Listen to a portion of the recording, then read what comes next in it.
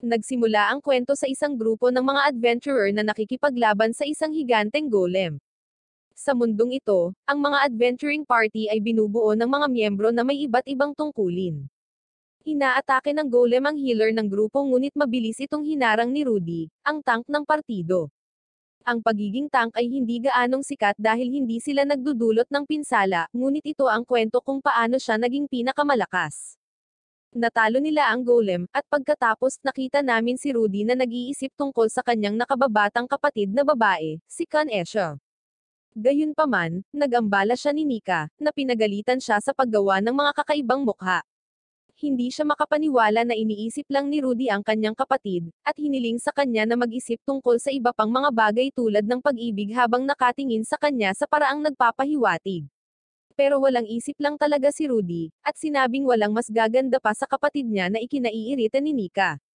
Ipinaliwanag niya na wala siyang maisip na iba sa ngayon dahil ang kanyang kapatid na babae ay may sakit na walang linas, at ito ang kanyang motibasyon na hanapin ang lihim na kayamanan sa labyrinth na may sabi-sabing nagbibigay ng mga kahilingan. Ngunit sa tingin ni Rudy, pagkatapos ng huling nakakahiyang laban, mahirap makuha ang kayamanan. Masama rin ang pakiramdam ni Rudy para sa kanyang koponan dahil nawala niya ang depensa ng kanyang kalasag sa labanan, at humingi siya ng paumanhin kay Nika sa sobrang naging pasanin sa kanya. Ngunit pinasigla siya ni Nika, na nagsasabing siya ay isang mahusay na tank, at kung wala siya, lahat sila ay nasawi na. Itinuro din niya na ang depensa ng kanyang kalasag ay 9,999, ang pinakamataas na halaga kailanman, kaya sinabihan niya itong panatilihing nakataas ang kanyang ulo. Sa sandaling iyon, nagpakita ang isang grupo na pinamumunuan ng bayani, na kilala sa pagsakop sa maraming labyrinth. Nalaman namin na ang kanyang pangalan ay Carlo, at humihingi siya ng paumanhin sa pagiging huli. Kasama niya ang kambal na sina Nelia at Kelly. Kasama ang buong party, ipinakilala ni Carlo ang dalawang bagong miyembro ng grupo. Ngunit nakakainis ito kay Nika dahil ang mga labyrinth ay may limitasyon sa 6 na miyembro, at kasama ang dalawang bagong miyembro, magkakaroon sila ng 7 tao. Ngunit ipinaliwanag ni Carlo na magkakaroon sila ng 6, na inihayag na si Rudy ay wala na dahil ang kanyang mga kakayahan ay naging problema sa labanan. Sinubukan ni Nika na ipagtanggol siya upang pigilan ang kanyang pagpapatalsak, ngunit itinuro ni Carlo kung paano nawala ang kanyang kalasag sa panahon ng labanan. Iniisip na ang dalawang hindi kilalang kakayahan ni Rudy ay maaaring mahina sa kanyang kalasag dahil mayroon silang hindi kilalang mga epekto. Sinabi ni Carlo na ang dalawang bagong babae ay mga evasion tanks na naging sikat na papel kamakailan dahil maaari silang lumaban habang umiiwas, hindi tulad ni Rudy, na maaari lamang depensahan ang mga pag-atake. Iginagalang ni Rudy ang desisyon, at habang naghahanda siyang umalis, kinuha din ni Carlo ang kanyang espada, sinisisi siya sa pagkawala ng pera noong nakaraang araw at tinawag siyang isang walang silbing tank na nag-aaksaya ng kanyang kalasag. Ngunit nagsabi ang kambal ng good luck sa kanya, habang si Nika naman ay parang gustong umiyak. Pinagaan ni Rudy ang sitwasyon, humihingi ng paumanhin sa pagtanggap sa kanyang imbitasyon sa party ngunit hindi sapat ang lakas upang makipagsabayan sa grupo. Hindi naniniwala rito si Nika, at nalulungkot siya na hindi na sila muling magkikita.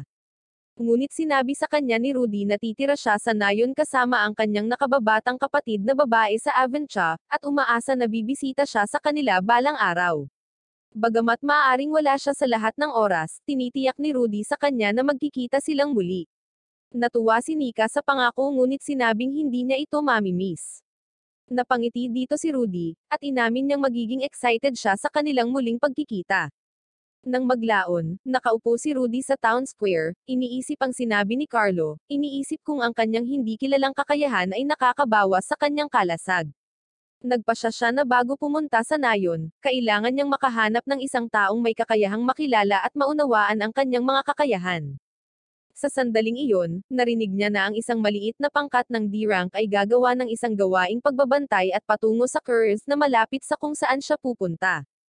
Kaya sinasamantala niya ang pagkakataon na sumali sa grupo ng mga baguhan. Nagulat sila sa laki ni Rudy at tinanong siya kung anong ranggo siya, ngunit ipinaalala nito sa kanya na ang kanyang ranggo ay F dahil ginugol niya ang lahat ng kanyang oras sa labyrinth, sa halip na tapusin ang mga trabaho. Gayunpaman, kinilala siya ng babae, at tinanggap nila siya dahil bahagi siya ng grupo ng bayani. Sumakay sila sa wagon at tumungo sa curve. Ang mga adventurer ay gumugugol ng 3 araw sa paglalakbay ng magkasama, at sa panahon ng paglalakbay, naabot nila ang isang kahabaan na may maraming fog. Nang pigilan sila ni Rudy, may nakitang kakaiba, bumaba sila sa wagon at nakakita ng silhouette. Habang nawawala ang hamog, nagpakita ang isang babae. Habang papalapit si Rudy upang tulungan siya, napansin niyang wala siyang suot panloob na may mahiwagang kristal sa kanyang katawan. Ngunit biglang may nagpakita na higanteng ahas sa likod niya. Sinabi ni Rudy sa babae na magtago, at kapag ang nilalang ay sumulong sa pag-atake, si Rudy ay handa na ipagtanggol ang lahat na pukawi ng hayop sa isa sa kanyang mga kakayahan. Ang ahas ay naglunsad ng asido kay Rudy, ngunit hindi ito masyadong epektibo, salamat sa kanyang pangalawang kakayahan, na nagpo-protekta sa kanya mula sa lahat ng mga epekto sa katayuan. Gayunpaman, ang iba ay nag-aalangan pa rin tungkol sa pag-atake sa ahas, pinahihintulutan itong itapon si Rudy. Habang siya ay walang malay, si Rudy ay may alaala ng kanyang kapatid na babae na umiiyak. Kapag nagising siya, tumayo siya pabalik, ngunit dahil wala siyang espada, sinabi niya sa 3 pa na dapat silang umatake ng magkasama, na nangangakong ipagtanggol silang lahat bilang pinakamalakas na tank. Sumali sila sa labanan at inatake ang higanteng ahas, ngunit sa lalong madaling panahon ay nagpa siya itong gamitin ang pangwakas na welga nito. Naninindigan si Rudy, at nagawa niyang itulak ito pabalik, binibigyan ang 3 pa ng pagkakataong umatake, at sa wakas ay nagawa nilang talunin ito. Iniwan sila ni Rudy para hiwain ang nilalang, at nilapitan niya ang misteryosong babae. Ipinagtapat niya na wala siyang mapupuntahan, kaya inalok siya ni Rudy na sumama sa kanyang nayon. Bagamat tila nag-aalangan siya, tinanggap niyang sumama sa kanya. Dahil siya ay may suot na punit-punit na damit, binigyan siya ng elder ng damit bilang regalo para sa pagliligtas sa kanya ni Rudy. Habang nagpapalit siya, iminumungkahi ng elder na siya ay isang nakatakas na alipin, ngunit alam ni Rudy na siya ay isang homunculus, isang artipisyal na tao na karaniwang ginagamit bilang isang alipin ng tao. Karaniwang hindi sila naglalakbay ng mag-isa, kaya iniisip nilang may nangyari sa kanya. Kinabukasan, narating nila ang daan patungo sa nayon. Gusto siyang i-recruit ng mga adventurer, ngunit tumanggi si Rudy dahil may iba pa siyang layunin. Sa pagbanggit sa lihim na kayamanan, naaalala nila ang mga alingaungaw at nagkomento na kasama rin sa kayamanan ang kakayahang lumikha ng homunculus. Hindi nila masyadong gusto ang mga ito dahil sila ay walang ekspresyon na mga nilalang na gumagana tulad ng mga makina. Napansin ni Rudy ang reaksyon ng dalaga at tuluyang nagpaalam sa grupo. Habang naglalakad, ipinakilala ni Rudy ang kanyang sarili sa babae na nagsabi sa kanya na wala siyang pangalan. Kaya naman, pinag-isipan niya ito at napagdesisyonan na tawagan siyang Lina, na parang gusto niya. Pagkatapos nilang maghapunan, lumayo si Rudy, at may nakita si Lina. Nang nagpakita ang 3 lobo, mabilis siyang kumuha ng kutsilyo at madaling tinapos ang mga lobo. Nang makita ito, napagpasyahan ni Rudy na si Lina ay isang iligal na nilikhang homunculus dahil mayroon siyang sariling malayang kalooban at damdamin, at kayang lumaban hindi tulad ng iba. Karaniwan, ang pagiging ilegal na nilikha ay nangangahulugan na dapat silang alisin, ngunit ang kanyang hitsura ay nagpapaalala sa kanya ng kanyang kapatid na babae, at sa kadahilan ng iyon, hindi niya ito maaaring iwanan. Pagkatapos humingi ng paumanhin ni Lina para sa pagtapos sa mga lobo, sinabi ni Rudy na kung mayroon siyang ganoong lakas, maaari niyang tapusin ang ahas, ngunit binanggit ni Lina na ang kanyang espesyalidad ay magic, kaya wala siyang anumang mga kasanayan sa melee combat. Nagtanong si Rudy tungkol sa kanyang mga mahiwagang kakayahan, kaya sinabi niya sa kanya na maaari niyang pahusayin ang magic pati na rin ang kakayahang gumamit ng pagkilala. Nagulat si Rudy nang marinig ito dahil ito ang hinahanap niya, at nalaman namin na ito ay isang napakabihirang kakayahan na taglay lamang ng isang tao, ngunit nasawi sila noon pa man. Kaya, si Lina lang sa mundo ang may ganitong kakayahan. Si Rudy ay hindi nagaksaya ng oras at hiniling kay Lina na basahin ang kanyang mga kakayahan. Kinuha niya ang kanyang kamay at sinabi sa kanya na mayroon siyang 4 na kakayahan. Ang una ay ang kanyang kakayahang pukawin ang mga kaaway na tumutok sa kanya. Ang pangalawang kakayahan ay isang malusog na katawan, na nagpapatigas sa kanyang katawan at nagbibigay sa kanya ng debuff immunity. Nagtataka si Rudy tungkol sa kanyang 2 hindi kilalang kakayahan, at inihayag ni Lina na ang kanyang 3 kakayahan ay life conversion, na nagpapahintulot sa kanya na gawing lakas ang anumang kalasag na nawala sa kanya. Ang kanyang ikaapat na kakayahan ay ang kalasag ng sakripisyo, na nagpapahintulot sa kanya na kunin ang kalasag mula sa kanyang mga kaalyado at sumipsip ng pinsala para sa kanila. Napagtanto ni Rudy na ito ang kanyang ginawa noon, at siya ay sumisipsip ng pinsala mula sa ibang mga miyembro nang hindi alam na kung paano nawawala ang kanyang kalasag nang hindi natatamaan. Masaya si Rudy sa pag-aaral ng lahat ng ito dahil lagi siyang nag-aalala tungkol sa kanyang dalawang hindi kilalang kakayahan, at hindi niya inaasahang matututuhan niya ang tungkol sa mga ito ng ganoon kadali. Nagpasalamat siya kay Lina, at hindi nagtagal ay dumating ang araw nang makarating sila sa nayon, at nakita namin na sa wakas ay nakapagtiwala na si Rudy sa kanyang sarili, alam na mayroon talaga siyang hindi kapani-paniwalang mga kakayahan. Ipinakita ni Rudy si Lina sa paligid ng nayon, at nakita niyang maganda at payapa ito. Patuloy silang naglalakad, at may isang babae na tumakbo palapit sa kanila at itinapon ang sarili kay Rudy, nasa sabik na makita siyang muli at gustong malaman kung gaano katagal siya mananatili para makalabas silang mag-isa. Dumating ang isa pang babae na nakasuot ng baluti at hinayla ang unang babae mula kay Rudy. Nagulat siya nang makita ang mga ito at tinanong kung ano ang kanilang ginagawa. Sinabi ni Melissa na kukuha siya ng martilyo, at si Ophelia ay nagpapatrolya at sinusuri si Canesha, na maayos. Natuwa si Rudy sa narinig at ipinagtapat na hindi siya mapakali habang wala siya, at kung hindi niya inaalagaan at ng buong bayan ang kanyang nakababatang kapatid na babae. Napansin din ng dalawa si Lina, at ipinaliwanag ni Rudy na nagkita sila sa daan. Ipinakilala ni Melissa ang kanyang sarili bilang modelo ng blacksmith ngunit tila kinakabahan si Lina sa sasabihin. Nang magpakilala si Ophelia, parang mas kinakabahan at nahihiya pa siya kaysa kay Lina, kaya napangiti siya. Pagbalik sa kanyang tahanan, pinakiusapan ni Rudy si Lina na iwasang gumawa ng masyadong ingay, sa pag-aakalang natutulog ang kanyang kapatid, nang biglang napansin ni Rudy ang mesa na may kasamang paborito niyang mga pagkain.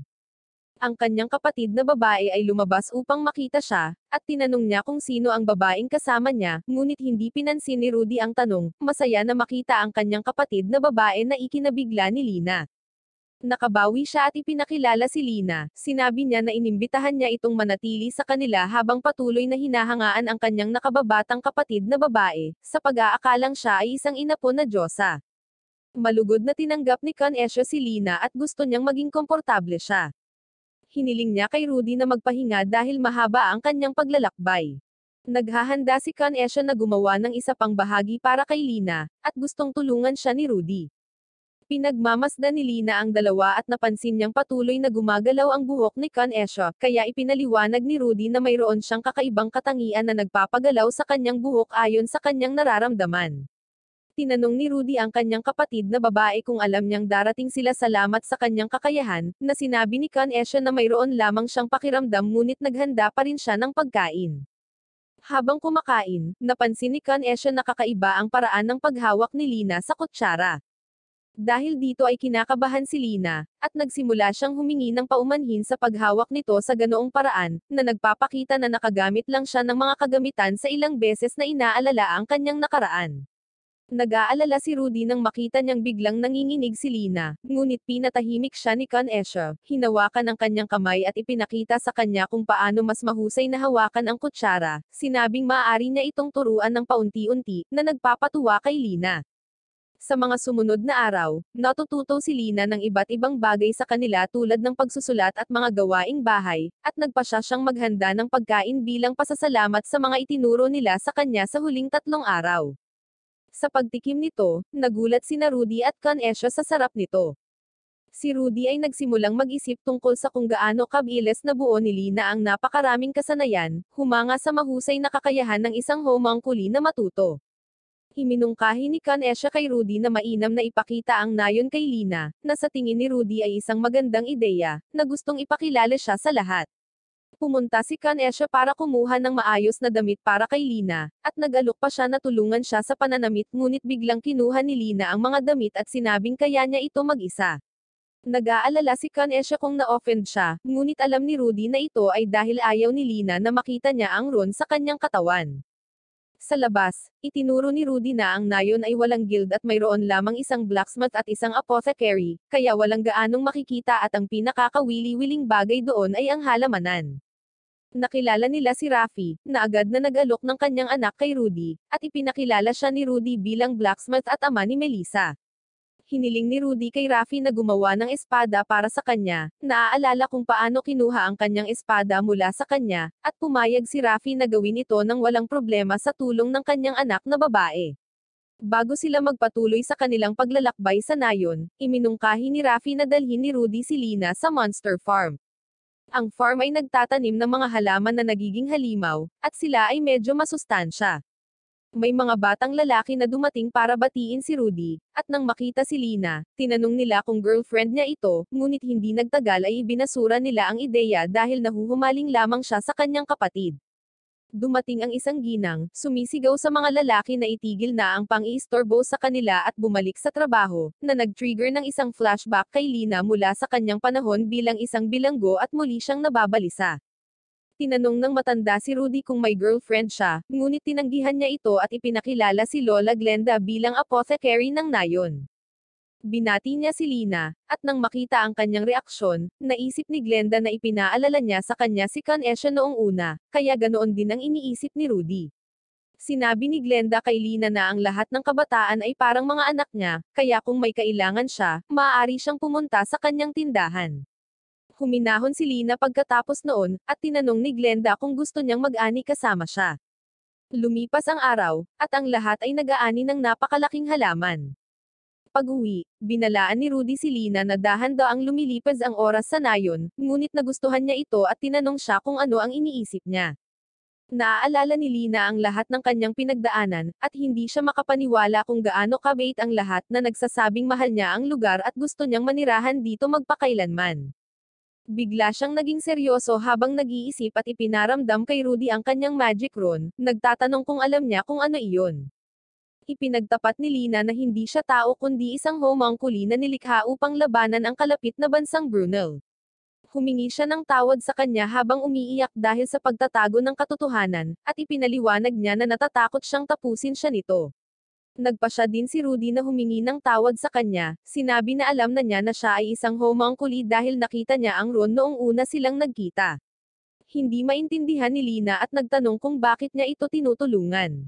Sinabi sa kanya ni Rudy na siya at ang kanyang kapatid na babae ay mahirap, at ang hitsura ni Kanesha noong panahong iyon ay kapareho ng mayroon ngayon kay Lina, at iyon ang dahilan kung bakit gusto niya itong tulungan. Tinanong ni Rudy kung gusto niyang mamuhay na parang tao or parang homunculi, ngunit para kay Lina, ito ay isang hindi makatotohanang ilusyon, at isa na siyang homunculi.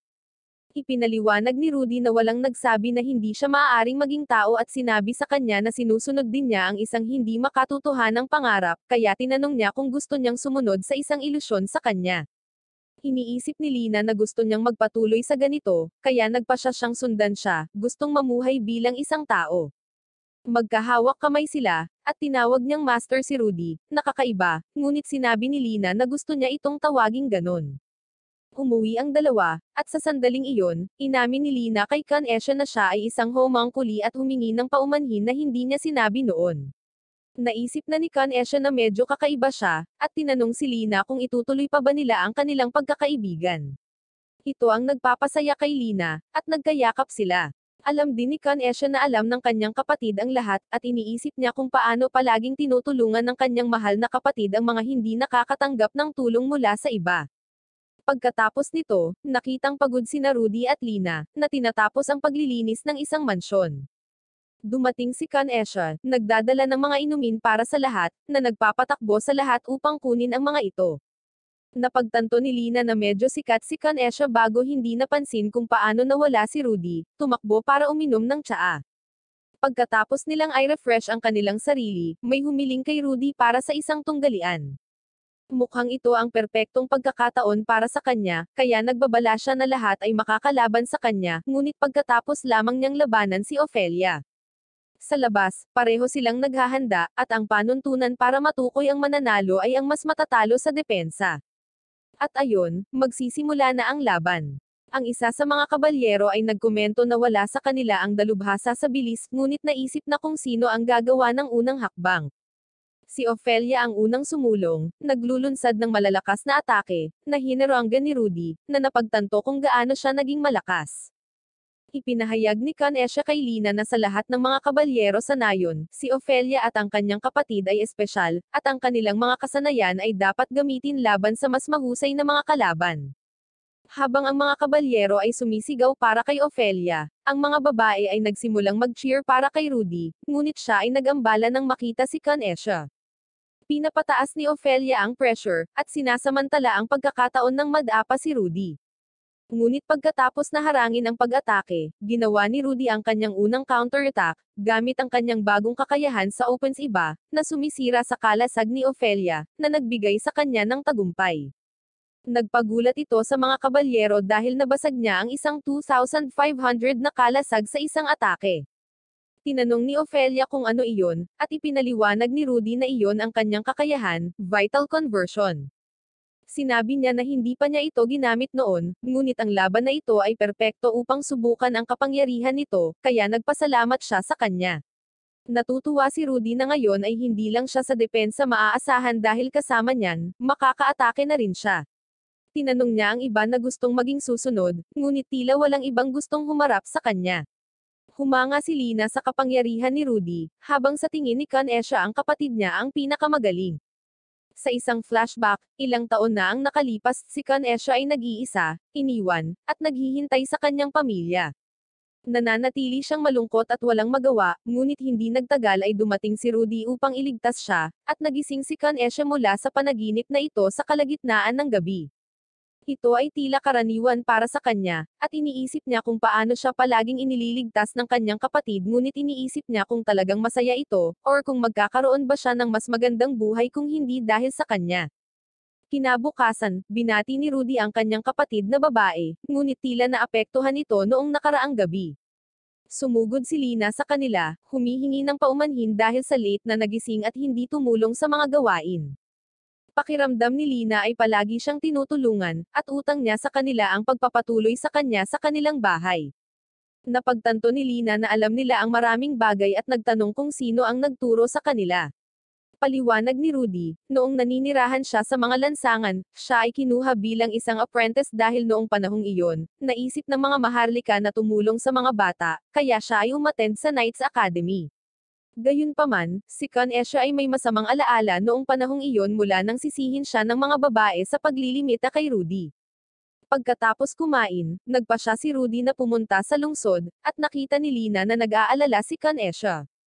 Sa isang flashback, nakita namin si Rudy ay isang mahusay na estudyante, kaya ang lahat ay nag-isip na siya ay magiging isang kabalyero.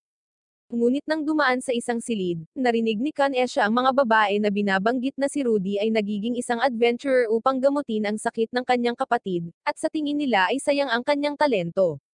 Mula noong araw na iyon, iniisip ni Canesha na kasalanan niya na pinili ng kanyang kapatid na maging isang adventurer. Pumasok si Lina sa silid at sinubukang pasayahin siya, ngunit hindi siya sigurado kung paano ito gagawin. Tinanong ni Canesha kung ano ang kanyang mararamdaman kung sasayangin ng isang tao ang kanilang buhay para lamang makasama siya, pumili ng landas na hindi makakapagpasaya sa kanila. Walang sagot si Lina dahil hindi pa siya nagkaroon ng ganoon, ngunit sa palagay niya ay ang paggawa nito ang siyang nagpapasaya sa kanya. Naiintindihan ni Lina na si Canesha ay nagsasalita tungkol kay Rudy, at iminumungkahi niyang kausapin siya dahil tinulungan siya nito sa kabila ng pagiging homunculus niya, kaya sa tingin niya ay iba ito sa iba. Si Canesha ay may problema sa pag-uugali sa harap ni Rudy, kaya siya ay palaging malayo upang itulak ito palayo, ngunit naisip ni Lina na pinakamahusay na sabihin kay Rudy ang kanyang nararamdaman. Biglang naramdaman ni Canesha ang pagdating ni Rudy, at kinakabahan siya sa sasabihin, ngunit pinatahimik siya ni Lina at sinabi sa kanya na ang pinakamagandang bagay ay sabihin ang kanyang nararamdaman. Nang dumating si Rudy, nagpasya si Canesha na tanungin siya ng isang bagay. Tinanong niya kung masaya siya, at ipinaliwanag ni Rudy na masaya siya. Hindi maintindihan ni Canesha kung paano niya nasasabi iyon dahil maaari siyang magkaroon ng mas magandang buhay nang wala siya, kaya nagtanong siya ng isa pang tanong na gustong malaman kung bakit niya ito iniligtas noong siya ay inabandona. Ngunit ang sagot ni Rudy ay iniligtas siya nito muna. Noong mga bata pa sila, walang gustong makalapit kay Rudy dahil matangkad ito at mukhang galit, pero si Canesha ang laging kasama niya at parang walang takot sa kanya. Sa huli, naisip ni Rudy na tama ang pinili niyang manatili sa kanya, at umiiyak si Kanesha nang marinig ito, humihingi ng paumanhin sa pag-aakalang hindi siya masaya at kung paano siya kumilos. Nagyakapan ang dalawa, at pinasalamatan ni Kanesha si Lina sa tulong niya dahil kung wala siya, patuloy siyang magsisisi. Nahihiya naman si Lina dito kaya tumakbo siya para magluto ng pagkain. Nang pumunta sila para tulungan siya, nakarinig sila ng katok sa pinto. Nakita namin na si Nika ito, at ipinaliwanag niya na mayroon siyang oras para bisitahin siya. Nagtataka si Rudy na pinayagan ito ni Carlo, ngunit ipinaliwanag ni Nika na nagtatrabaho siya sa simbahan ngayon. Sinabi niya sa kanya na ang grupo ay nadisband dahil pagkatapos niyang umalis sa grupo, hindi na nila maklir ang mga labyrinth. Nakikita natin ang huling laban nila sa labyrinth. Ang buong grupo ay pagod na, at si Carlo ay tila nalilito sa kanyang pinsala. Napagtanto din niya na nawawalan siya ng higit na depensa kaysa karaniwan. Sinusubukan niyang alamin ang pagkakaiba sa dati, at ang tanging naiisip niya ay si Rudy. Nagpapakita ang isa pang halimaw, kaya ginagamit ni Carlo ang kanyang vital explosion, at napagtanto niyang nababawasan ang kanyang shield kapag ina-activate ito. Naiintindihan niya ang halaga ng kanyang kakayahan ngunit napagtanto niya na mula nang umalis si Rudy, mas kaunti ang pinsala niya, at ang kanyang kalasag ay hindi nagtatagal.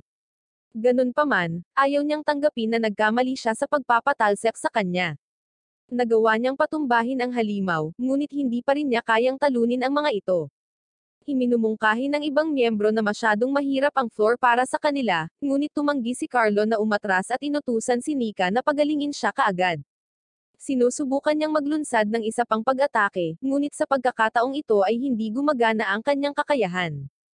Bago sila mag-react, bumangon ang nilalang at inatake si Carlo, sinisira ang lahat ng kanyang depensa. Ang kanyang mga buto ay nabali nang hindi siya nagtatanggol, at siya ay itinapon sa isang atake. Muling sumulong ang halimaw, ngunit iniligtas siya ni Nelia, at nag-teleport sila palayo. Sa ospital, sinisisi ni Carlo ang mga bagong tank sa pagkatalo, ngunit ipinaliwanag ni Nika na sa kanya talaga ang sisi. Naaalala niya na kamakailan lamang, huminto siya sa pagsasanay at palaging umiinom, umaasa sa kanyang kakayahan, na binanggit na hindi ito magiging sapat upang manatili siya sa labyrinth. Naaalala ni Carlo na laging gumagana ang kanyang kakayahan, ngunit sa tingin ni Nika ay dahil nasa paligid si Rudy.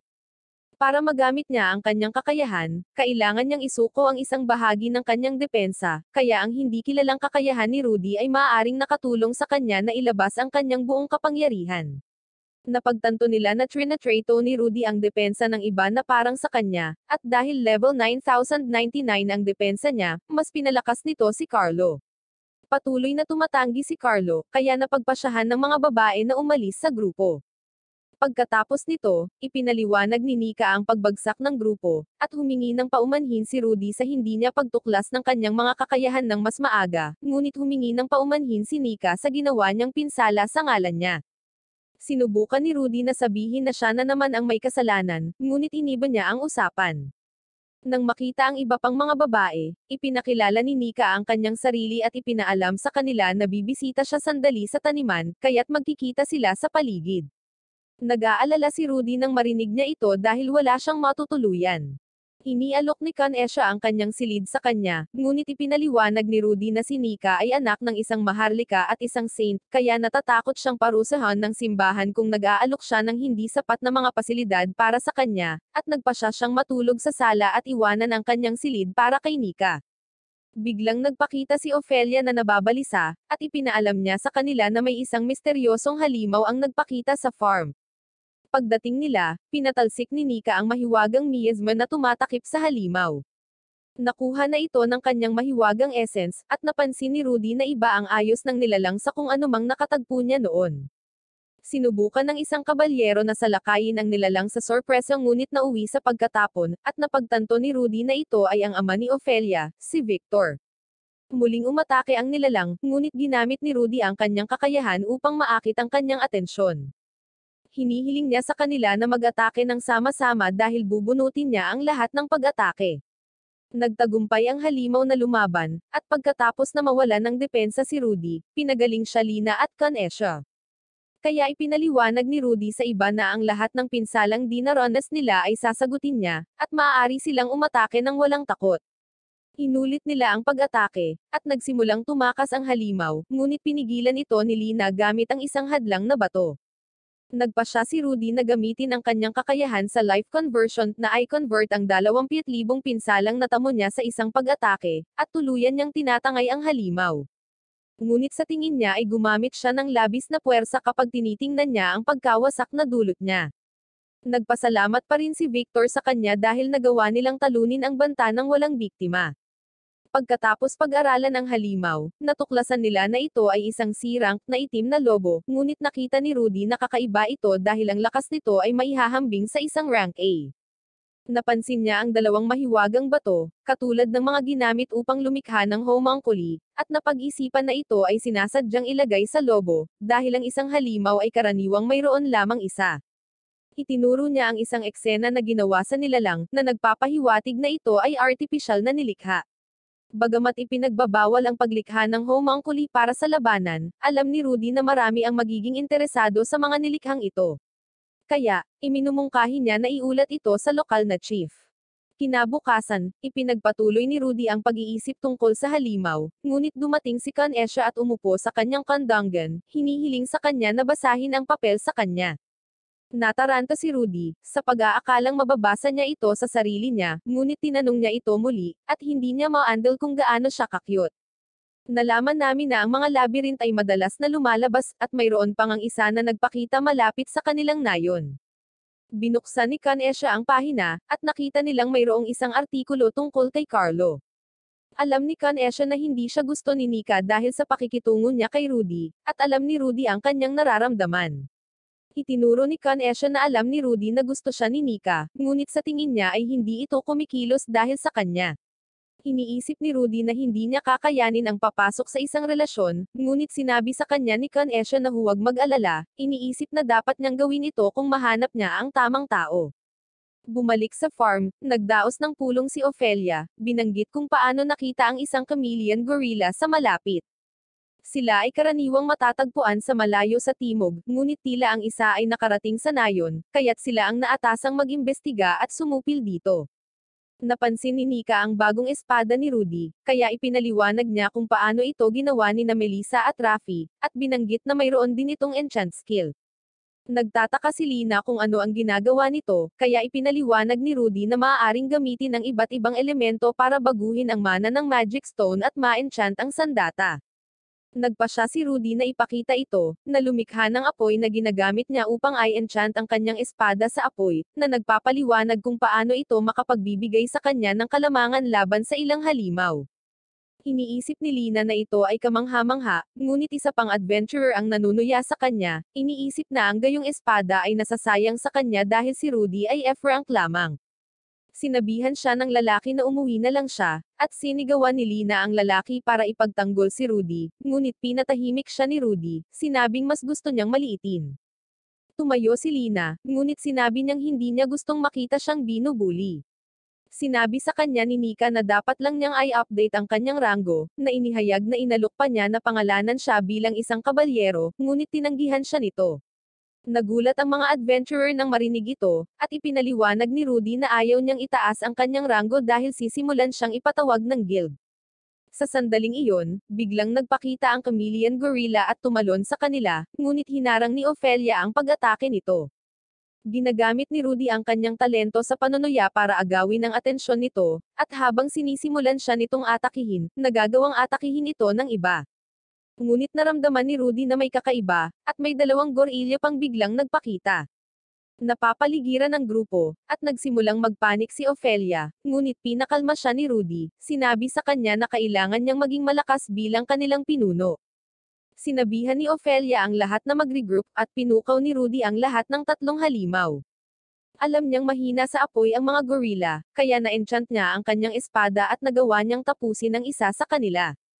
Nagagawa rin ni Ophelia na tapusin ang isa sa kanila, kaya isa na lang ang natitira. Sinusugod ng gorilla si Rudy, ngunit napigilan niya ito, at inaatake ito ni Lina gamit ang kanyang mahika ng hangin habang si Nika ay pinigilan ang mga paggalaw nito gamit ang tubig, na nagbibigay ng pagkakataon kay Rudy na ihatid ang pangwakas na atake. Ipinagdiwang ng mga gwardya ang kanilang tagumpay, at ang lalaki mula kanina ay humingi ng paumanhin sa pagtawa sa kanya. Biglang natunaw ang mga katawan ng mga gorilya, at napagtanto ni Rudy na nasawi sila tulad ng mga halimaw mula sa isang labyrinth. Tinawag siya ni Nika, at nakita naming natagpuan nila ang pasukan sa labyrinth. Bumalik sa bayan, ang grupo ay nagdiriwang, na iniisip na ang labyrinth ay magdadala ng mga tao at paglago sa lugar. Sa tingin ni Lina ay magandang balita ito, ngunit hindi masyadong sigurado si Rudy. Sinubukan ng isang kabalyero na mag-ninja moves kay Kan Esha, ngunit nagpakita si Rudy sa likuran niya at mabilis siyang hinayla palayo. Nagtataka si Nika kung nag-e-enjoy ba si Lina, pero itinuro niya kung paano hindi masyadong masaya si Rudy. Naisip ni Nika na dapat siya ay nag-aalala dahil ang mga labyrinth ay maaari ding magdulot ng mga problema, na ipinapaliwanag na kung ang mga halimaw ay hindi matatalo kung minsan ay maaari silang lumabas na parang mga gorilla at magdulot ng kaguluhan sa mga tao sa labas. Iniisip ni Lina na kailangan lang nila ng mga adventurer para tapusin ang mga halimaw, ngunit sinabi ni Nika na nagdudulot din iyon ng mga problema dahil kahit sino ay maaaring maging isang adventurer, at nakakaakit ito ng lahat ng uri ng mga weirdo. Nagtataka si Lina kung paano dapat ayusin ang mga adventurer, kaya binanggit ni Rudy ang mga clan, na ipinapaliwanag na maraming partido ang maaaring bumuo ng isang clan, at ang mga adventurer lamang na bahagi ng isang clan ang opisyal na kinikilala ng bansa. Ngunit dahil walang clan sa kanilang baryo, nag-aalala si Rudy na gagawin lang ng mga adventurer na darating ang lahat ng gusto nila. Nag-aalala si Rudy para kay Kan Esha, ngunit biglang tumakbo si Ophelia sa kanya pagkatapos uminom at sinabi sa kanya kung gaano siya kagaling. Makalipas ang isang linggo, nakita namin ang dalawang adventurer na nagtatalo sa kalye, ngunit pinaghiwa-hiwalay sila ni Rudy, dahilan para tumakas sila. Sumama sa kanya si Nika, pinasasalamatan siya para sa kanyang trabaho sa pagpapatrolya sa bayan, at hindi siya makapaniwala kung gaano karaming mga adventurer ang nagpakita na. Sinabi ni Rudy na hindi ito naging madali, at nakita namin na may isa pang labanan na sumiklab. Nandoon si Bert mula sa Black Dragon Clan, at Gary mula sa White Tiger Clan, na parehong kinikilala bilang Rank A. Naghahanda silang lumaban, ngunit sinabihan sila ni Rudy na huminto. Nagtataka sila kung sino siya, na sinasabi sa kanya na manirahan kung aling clan ang dapat payagan na makapasok sa bayan. Sinabi sa kanila ni Rudy na maaari silang umalis kung sila ay magdudulot ng gulo, ngunit ang isa sa mga Black Dragons ay umatake, na nagsasabi sa kanya na magpakita ng paggalang. Madaling pinigilan siya ni Rudy, at naghanda si Nika na gumanti.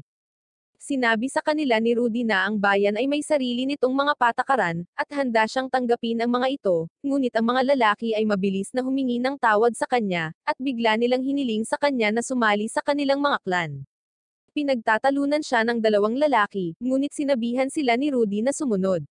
Nagulat si Nika na sinubukan nilang i-recruit siya, at nalaman namin na minsan ay pinangarap niyang sumali sa isang clan kung saan ito ay parang isang pamilya. Lumapit sa kanila ang isang gwardya, sinabi kay Rudy na hinahanap siya ni Victor kaya tumungo siya upang salubungin siya. Binanggit ni Victor ang sitwasyon sa bayan at inihayag na binigyan sila ng chief ng dalawang pagpipilian. Ang una ay para kay Rudy na lumikha ng kanyang sariling clan at maging pinuno nito. Napagtanto ni Rudy na parang biglaan ito, ngunit napansin ni Victor kung paano siya pinupuri ng mga tao sa loob ng mahabang panahon. Gayunpaman, nais ni Rudy na mag-focus sa pagpapagaling sa kanyang kapatid, kaya hindi niya iniisip na maaari niyang kunin ang posisyon. Sinabi ni Victor na ito ay kagustuhan ng lahat sa bayan, ngunit binanggit niya ang pangalawang opsyon, na wasakin ang labyrinth.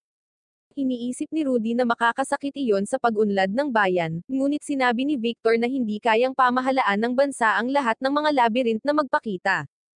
Kaya, kung hindi siya makakabuo ng isang clan, hiniling ng chief na sumali siya sa party na nagagalugad sa labyrinth at tumulong na sirain ito. Nag-iisip si Rudy kung ano ang dapat niyang piliin sa kanyang pag-alis, ngunit may biglang dalawang lalaki na naging sanhi ng isang eksena. Iniisip niya kung ang pagbuo ng isang clan ang tanging paraan upang makontrol ang sitwasyon sa bayan, ngunit biglang sumugod si Lina sa kanya, sinabihan siyang bumalik sa bahay. Nakita namin si Kan Esha na nahihirapan, at nagtataka si Rudy kung kumusta na siya, ngunit sinabi sa kanya ni Lola Glenda na magiging okay siya. Gamaan ang loob ni Rudy, ngunit iniisip niya na kung siya ay magiging pinuno ng clan, hindi na siya makakapasok sa labyrinths, kaya hindi na niya mahahanap ang kayamanan para iligtas ang kanyang kapatid.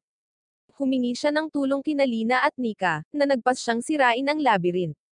Nagtataka si Nika kung sigurado ba siya dahil aalisan nito ang bayan ng pagkakataong umunlad, ngunit naisip ni Rudy kung kailangan niyang pumili sa pagitan ng bayan at ng kanyang kapatid, pipiliin niya si Kanesha.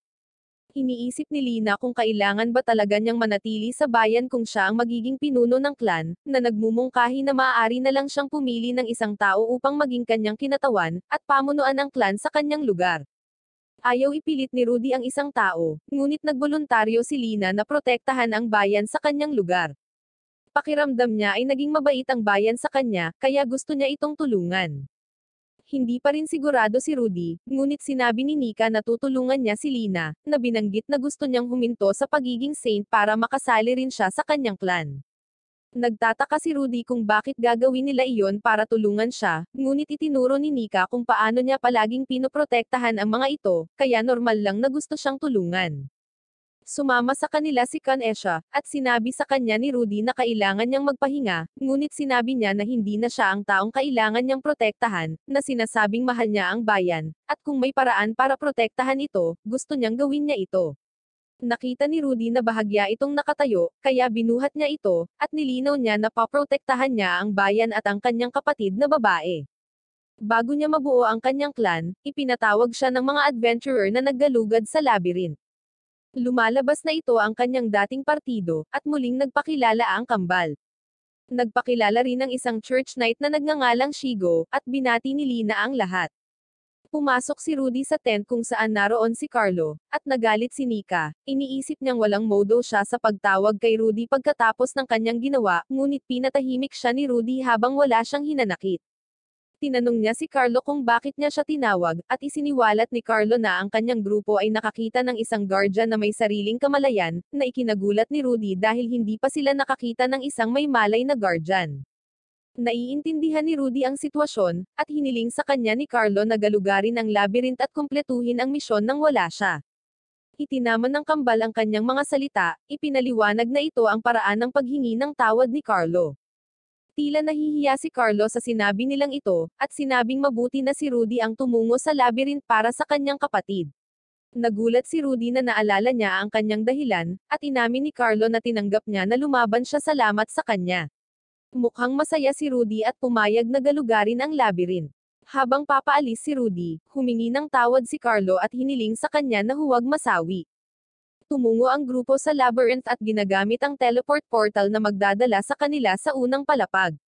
Nagpapakita ang mga ito sa isang maaraw na lugar, at binalaan ni Rudy si Lina na ang araw ay hindi gumagalaw, kaya ang kanyang pangunawa sa oras ay maaaring mailigaw. Ang portal sa ilalim ng kanilang mga paa ay nawala, at ipinaliwanag nila na ang paraan palabas ay ang paghahanap ng isa pang portal, ngunit ipinaliwanag ni Nika na mayroon silang ibang paraan dahil si Kelly ay nagtataglay ng kasanayan sa paglalakad sa piitan, na nagpapahintulot sa kanila na maglakbay sa pagitan ng mga palapag na nabisita na nila. Karaniwan, ang limitasyon ng kasanayan ay 6, kaya ang grupo ay limitado sa 6 na tao. Hiniling ni Rudy kay Nika na magpakita ng spell na katulad ng ganoong skill, kaya tinuruan siya ni Nika ng spell para sa mga emergency escapes. Natutunan ito ni Lina sa unang pagsubok, kaya lahat ay humanga, habang iniisip ni Rudy na ito ay dahil sa kanyang kakayahan bilang isang homunculus. Isang kawan ng mga chameleon gorilla ang papunta sa kanila, at ang grupo ay mabilis na mukhang handa para sa kanila. Tinutuya ni Rudy ang isa habang ang isa ay papunta kay Shigo, at ang huli laban sa mga babae. Nagpakita si Nelly sa hangin at pinutol ang isa sa mga unggoy, habang pinapanatili ng grupo ang posisyon upang tapusin sila. May nagmamasid sa kanila, at mukhang maayos naman sila. Umakyat sila sa susunod na palapag, at nagbabala si Nelly na dito nila natagpuan ang guardian. Biglang lumapit ang mga dinosaur para salakayin sila, at umiwas si Rudy ngunit napansin niyang mas mabilis sila kaysa sa normal salamat sa guardian. Nagpasya si Rudy pigilan ang mga ito habang ang iba ay naghahanap ng portal dahil kailangan nilang magtipid ng enerhiya upang labanan ang guardian. Nahanap ni Nika ang portal, kaya mabilis silang pumunta dito. Pinapanood sila ng guardian na mabilis na dumadaan sa mga sahig, iniisip na ito ang tamang desisyon. Dumating sila sa ika-9 na palapag at malapit nang sumulong sa ika-10, at nagpapasalamat si Rudy sa lahat sa pagtulong sa kanya sa kanyang mga makasariling layunin. Ang iba naman ay walang pakialam dahil alam nila kung gaano kahalaga ang pamilya. Ipinaalala ni Nika na hindi pa sila tapos at iniabot ang kanyang kamay para sumama, kaya pumunta sila upang labanan ang guardian. Nagpapakita sila sa isang madilim na larangan, at binabati sila ng guardian sa pagdating doon. Si Rudy ay tense na nakikipagkita sa isang may malay na guardian, at ipinakilala niya ang kanyang sarili bilang si Marlon. Binanggit ni Rudy kung paano siya nagpakita sa ikalimang palapag noon, ngunit ipinaliwanag ni Marlon na nagpa siyang hintayin sila sa ika-10 palapag upang magamit niya ang lahat ng kanyang lakas. Sinunggaban niya si Rudy, na hamarang ngunit sa tingin niya ay mahuhulog ang kanyang mga braso. Sinubukan ni Rudy na magsalita, ngunit nais ni Marlon na magsalita sa pamamagitan ng labanan. Nagsimulang salakayin siya ng lahat, habang hinaharangan sila ni Marlon. Nagpa siyang ipakita ang kanyang halimaw na anyo, at nagbabala na mas mahusay na tumakbo. Nagsisimula siyang magbago sa kanyang tunay na anyo, ngunit hindi maaaring umatras si Rudy para sa kapakanan ni Kanesha. Tinitiis niya ang mga atake na kaya niya at napagtanto niyang lumakas siya. Pinagsama-sama ng magkapatid na babae ang kanilang mga kakayahan upang sugatan siya, habang sina Shigo at Rudy ay nagpapalitan upang i-tank ang pinsala. Nakita ni Rudy na kapag nagpatuloy sila sa ganito, baka masawi sila, kaya inutusan niya ang mga babae na magpagaling at tinutuya ang atensyon ni Marlon. Bago pumasok sa labyrinth, napagpasyahan nilang ito ay isang labanan ng pagtitiis, at ang trump card ay ang pag-atake na maaaring maipan ni Rudy kapalit ng nawalang depensa. Ngayon, nag-uugnay si Nelly ng isang malakas na pag-atake ngunit natagpuan ang kanyang sarili sa isang masamang kalagayan. Nag-aalala si Lina sa kanya at gustong umasenso, ngunit pinigilan siya ni Nika, sinabing kailangan niyang ipagpatuloy ang pananatili at maging mapagpasensya. Pinagaling ni Lina ang mga tank habang napansin ni Rudy kung paano nakatanggap ng 30,000 pinsala ang kanyang kalasag, kaya nagpa siyang umatake. Lumapit siya, pero naunang kumilos si Marlon, kaya ipinagtanggol siya ni Lina. Nakikita ni Rudy ang isang pagkakataon at umatake sa lahat ng kapangyarihan ng life conversion. Siya ay nakatama, ngunit ang guardian ay nakatayo pa rin. Alam ni Rudy na gumana ang pag-atake, kaya kailangan lang niyang gamitin muli ang kanyang kakayahan. Binato sila ni Marlon ng bato, at napigilan ni Rudy ang pag-atake, ngunit bumagsak si Kelly dahil sa pagod, at direktang atake ang natanggap ni Shigo. Gusto niyang magpatuloy, ngunit nakikita ni Rudy ang panginginig ng kanyang katawan. Napatingin siya kina Nika at Lina na pagod na rin, at sa tingin niya ay ayaw niyang may magtataya ng buhay para sa kanya, kaya nag-anunsyo siya na dapat silang umatras. Hindi naiintindihan ni Nika ang utos, at hindi niya ito tinatanggap dahil masyado na silang malayo. Iginiit din ni Shigo na ipagpatuloy ang laban at sinabing ibibigay niya ang lahat.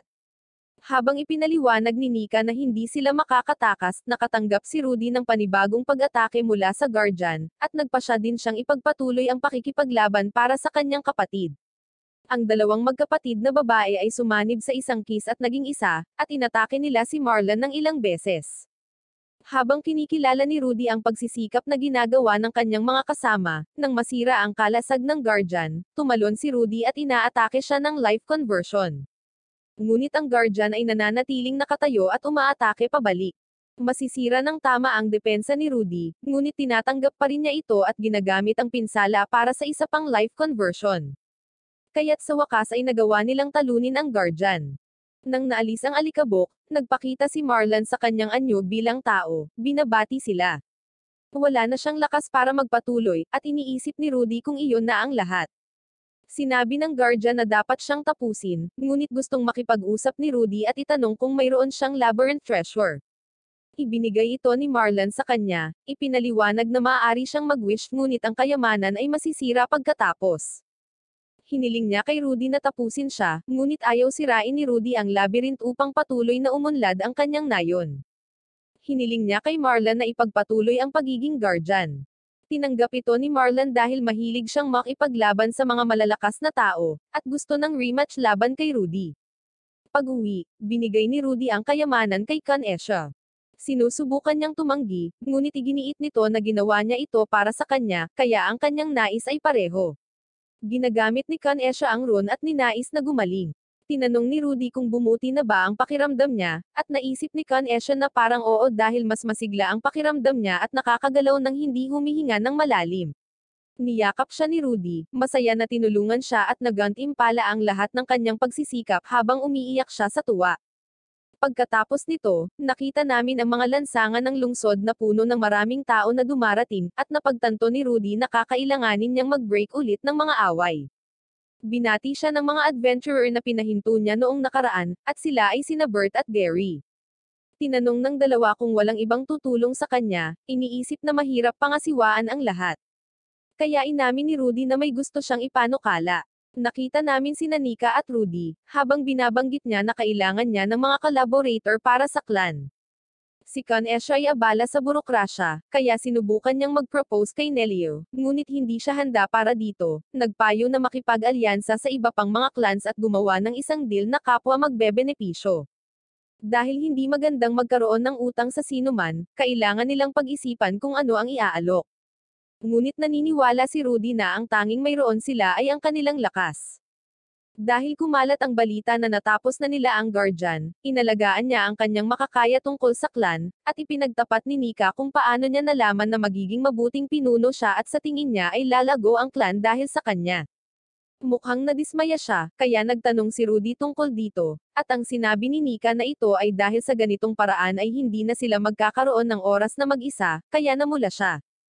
Sinabi ni Nika kung kailangan niyang magdala ng mga tao, maaari niya itong gamitin para sa advertising, ngunit tumanggi siya, alam niyang hindi niya iyon magugustuhan. Sila ay nag-ambala ni Marlon, na gustong si Rudy ang mga siwa sa labyrinth. Ngunit sumagot si Rudy na sinabi na niya na hindi, kaya pinilit ni Marlon na sumali sa clan upang ihinto ang mga away. Ipinaliwanag ni Rudy na hindi lang iyon ang ginagawa nila. Tinanong niya si Marlon kung mayroon siyang hinanakit sa mga tao, kaya seryoso si Marlon sa kanya, at habang iniisip ni Rudy na tama siya, tiniyak ni Marlon na wala siyang problema. Pumayag siyang tumulong kung si Rudy ang mamamahala sa labyrinth, kaya tinanggap ni Rudy si Marlon sa clan. Nagtanong siya kung paano pamahalaan ang labyrinth, habang si Marlon ay nagmamadali doon upang magpaliwanag. Pagkarating, lumikha si Marlon ng portal, at narating nila ang isang lugar kung saan pinangangasiwaan ang labyrinth. Ipinaliwanag ni Marlon na maaari nilang tingnan ang labyrinth, at ipatawag ang mga halimaw gamit ang mga puntos na naipon nila sa paglipas ng panahon, na nakakasira sa mga kalasag ng adventurer. Kaya ipinakita niya ito at nagpatawag ng isang goblin malapit sa ilang mga adventurer. Nagtataka si Rudy kung ano pa ang magagawa niya, at ipinakita ni Marlon ang mga halimaw na magagamit. Maaari rin siyang makakuha ng iba sa pamamagitan ng pagbili gamit ang mga puntos. Habang napansin ni Rudy ang isa na napakamahal, ipinaliwanag ni Marlon na mayroon ding gacha system kung saan makakakuha sila ng random na halimaw. Lumilikha si Rudy ng isang random na halimaw, at na-unlock niya ang slime. Ang slime ay nakakabit sa kanya, at ngayon ay maaari na nilang ipatawag ang slime sa loob ng labyrinth. Iniisip ni Rudy kung ano ang pinakahinahanap ng mga tao sa labyrinth na mga materyales mula sa mga dinosaurs. Sa paglipas ng panahon, ang material na ito ay magiging mas karaniwan, ngunit kung lumikha sila ng mga bagong halimaw, maaari nilang panatilihin ang mga adventurer sa labyrinth. Habang nagmumuni-muni si Rudy, sinaktan siya ng slime dahil sa hindi pagbibigay pansin, at nagkomento si Marlon na nakakuha sila ng 1,000 puntos sa pag-atake, kaya dapat na espesyal ang slime. Tila humihingi ng tawad ang nilalang, ngunit pinasalamatan ito ni Rudy dahil binigyan siya nito ng ideya. Sumasang-ayon siya na pamahalaan ang labyrinth, ngunit humiling kay Marlon ng mas maraming oras dahil kailangan niyang maghanap ng paraan upang magdala ng higit pang mga adventurer. Kaya dapat alagaan ni Marlon ang labyrinth saglit. Tila hindi aalis ang slime sa tabi ni Rudy, kaya sinabi ni Marlon na maaari niyang dalhin ito sa kanya. Pagdating sa bahay, ipinakita ni Rudy ang slime, ngunit ang mga babae ay nagtatanggol. Ipinaliwanag ni Rudy na ito ang magiging mascot, at nakita ni Kanesha na mas cute ito kaysa sa karaniwan niyang nakikita sa labas. Kailangan nilang magpasya sa isang pangalan, ngunit napansin ni Lina na kapag pinili niya ang kanyang pangalan, siya ay nagdesisyon ng mabilis, kaya siya ay na-offend dahil hindi niya masyadong inisip ang pagbibigay ng kanyang pangalan. Sinubukan ni Rudy na ipagtanggol ang sarili, sinabing pinag-isipan niya ito ng husto, ngunit hinulaan ni Kanesha na pinili niya ang Lina na pangalan dahil sa paborito niya itong character sa Dota. Kinabahan si Rudy, kaya mabilis niyang pinangalanan ang slime bilang Lime. Mukhang gusto nito ang pangalan, at tinutokso siya ng mga babae dahil hindi siya naging komportable. Nakita namin na kinuha ni Bert ang alok ni Rudy sa kanyang clan, ngunit hindi nakikita ng vice leader kung bakit sila makikipag-alyansa sa isang clan ng mga peasants. Ngunit nang maglaon, nagpa siya ang mga pinuno ni na Bert at Gary na magpadala ng imbitasyon. Makalipas ang mga araw, dumating si Rudy at ang iba pa sa Sid City. Nagpasalamat siya kina Nelia at Kelly sa pagsama sa kanila, at mukhang excited si Kelly na pumunta sa ball. Nagtanong si Marlon tungkol sa mga flag sa paligid, at ipinaliwanag ni Rudy na ito ang mga flag ng Black Dragon at White Tiger clans. Nakita natin ang araw na natanggap ni Rudy ang imbitasyon mula sa mga clans na dumalo sa ball. Sinabi ni Nika na hindi sinasabi sa imbitasyon kung tinanggap nila ang alyansa. Kaya ipinaliwanag ni Rudy na tinanggihan nila ito, at papayag lamang silang tulungan kung sila ay magsumite sa kanila at ibigay si Nika. Inaasahan na nila ito, dahil si Nika ay isang kilalang saint, at lahat ng mga clans na sinubukang kontakin ni Rudy ay gusto siya. Tinanong niya kung plano niyang ibigay siya, ngunit ipinaliwanag ni Rudy na hindi niya iisipin iyon, na nagpapasaya kay Nika. Sa kabila ng pagtanggi sa kanilang mga kondisyon, nagpa siya pa rin silang pumunta sa ball at direktang makipag-usap sa kanila. Nagsimulang mag-isip si Marlon, at naalala na sa lawa ay nakita niya ang pasukan sa isa pang labyrinth kasama ang isa pang may malay na guardian, at ang labyrinth na ito ay nasa Sid. Nasa sabik si Rudy at sinabing mahalagang impormasyon ito, kaya nagsimula siyang mag-isip tungkol sa pagsakop sa labyrinth na iyon upang makakuha ng isa pang ron, at marahil ay ganap na gumaling si Kanesha kasama nito. Iniulat ni Nika na naabot lamang nila ang ika-50 palapag sa labyrinth na iyon, dahil wala sa 2 dakilang clans ang lumampas doon. Ngunit naniniwala si Rudy na kaya niya itong talunin sa kapangyarihan ni Marlon at sa mahika ni Lina at Nika. Kaya ngayon ang kanilang layunin ay upang lupigin ang labyrinth at makakuha ng isang alyansa. Pupunta na sila sa ball, at nakita namin sina Rudy at Marlon na nakasuot. Nang dumating si Nika na nakasuot ng magandang damit na nagpapabighani kay Rudy, dumating si Lina na nakasuot ng pangkasambahay dahil hindi siya pwedeng magsuot ng normal na damit para maitago niya ang kanyang ron.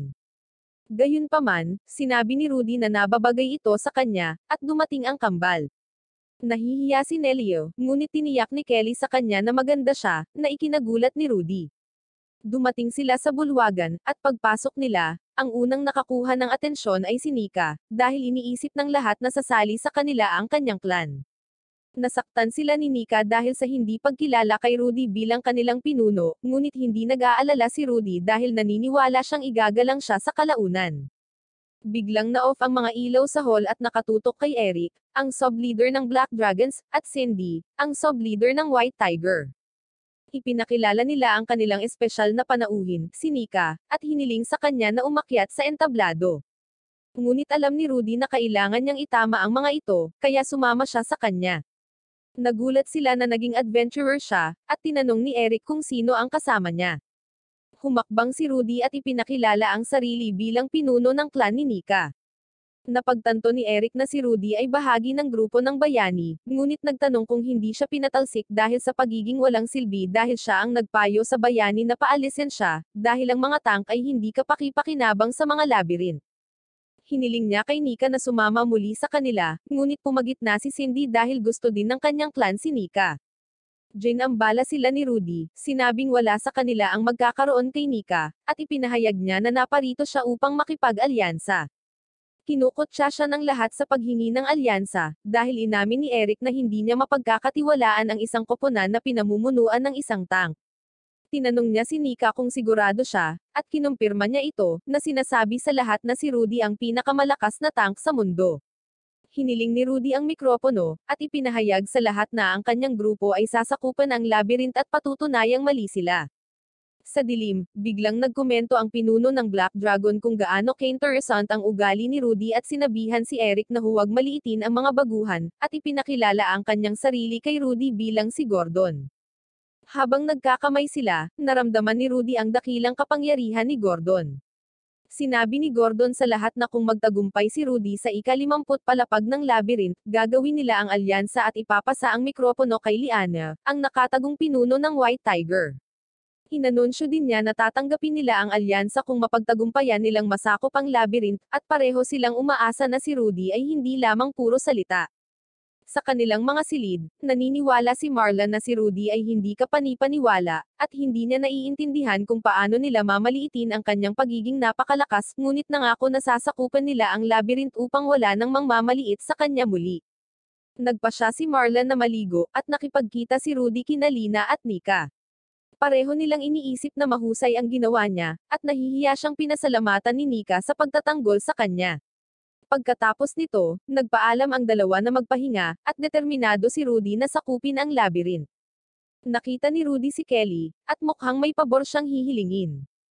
Hinayla siya nito sa silid habang iniisip kung ano ang pumasok sa kanyang isip.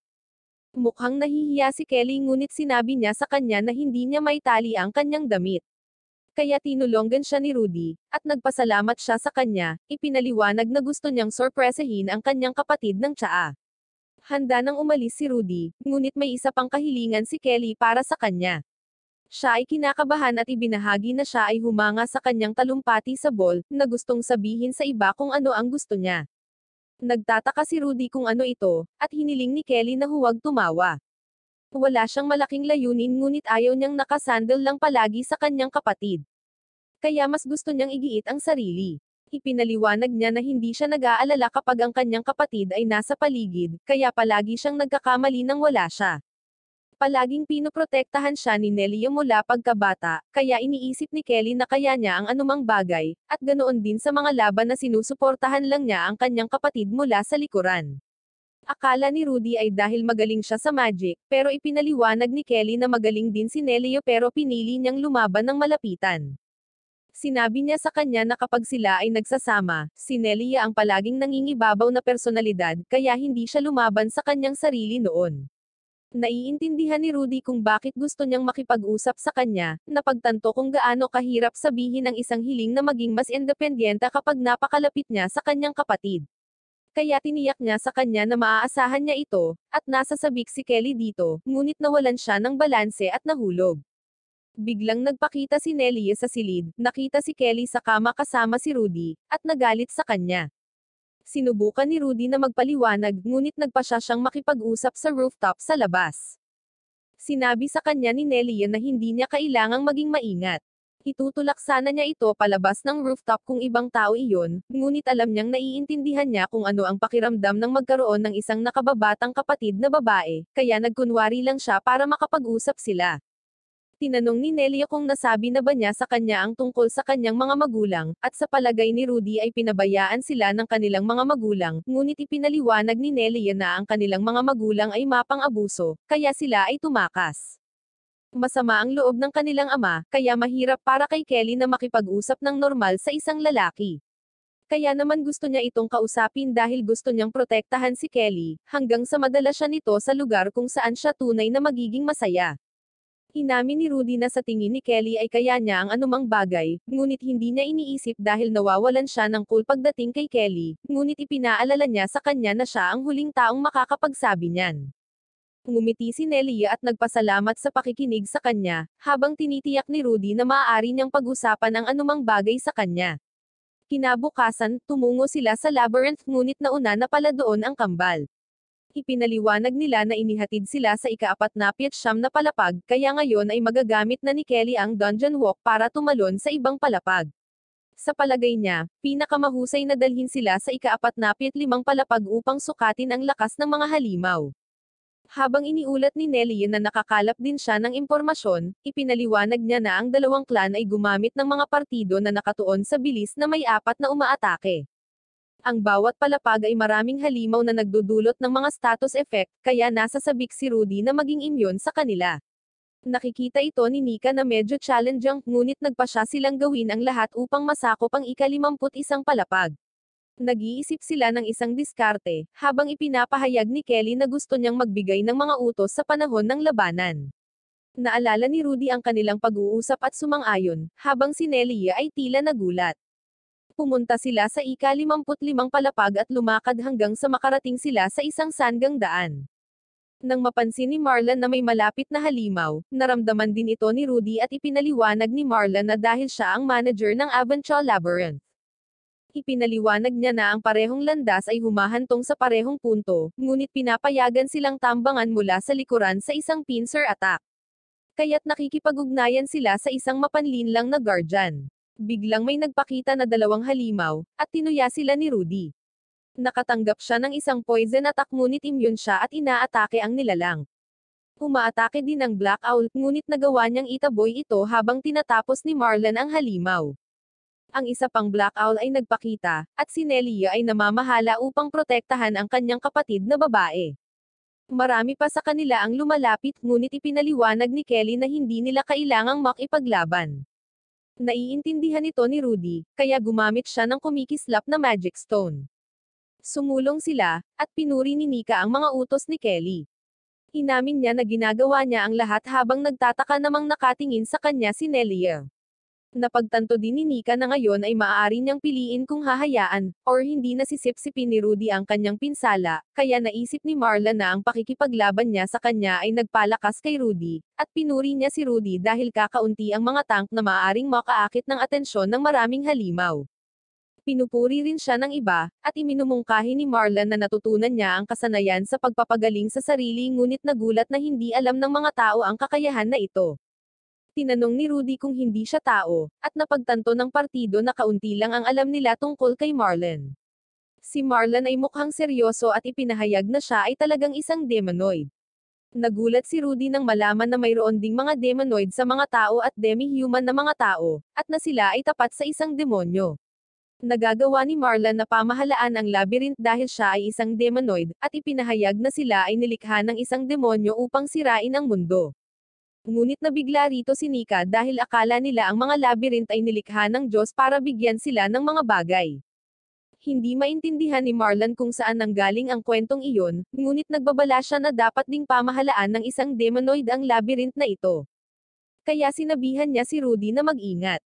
Nagtataka si Rudy kung bakit siya nakikipaglaban sa kanyang sariling mga tao, ngunit inamin ni Marlon na hindi niya gusto ang mga ito at nais niyang talunin sila bilang Marlon, hindi bilang isang demonoid.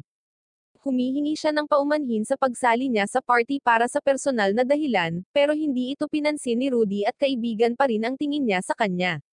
Pumayag naman si Nelia, at hanggat hindi niya sinasaktan ang kanyang kapatid, wala rin siyang pakialam, kaya suportado ng grupo si Marlon na nagpahalaga rito.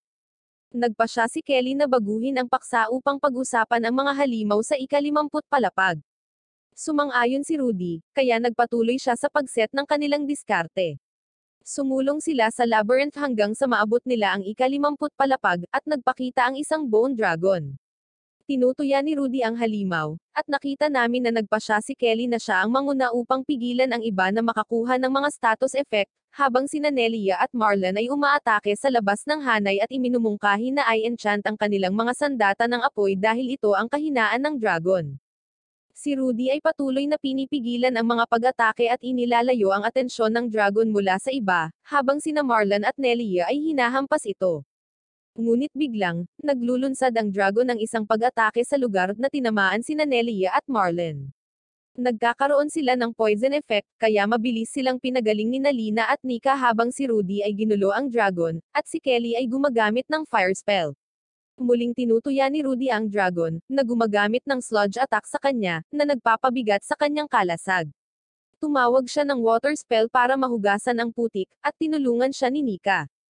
Nagpa siya si Nika na gamitin ang kakayahan na pinahihintulutan sa Saint na lumikha ng isang auto-healing area na may shield recovery. Patuloy silang nakikipaglaban sa dragon sa loob ng isang oras, ngunit matatag pa rin itong nakatayo. Bigla nitong tinatakpan ang sarili sa makamandag na gas at naghahanda ng pag-atake. Nagbabala si Kelly tungkol sa apoy, kaya lumapit si Rudy hanggat maaari at ginamit ang kanyang kalasag upang harangan ang pag-atake.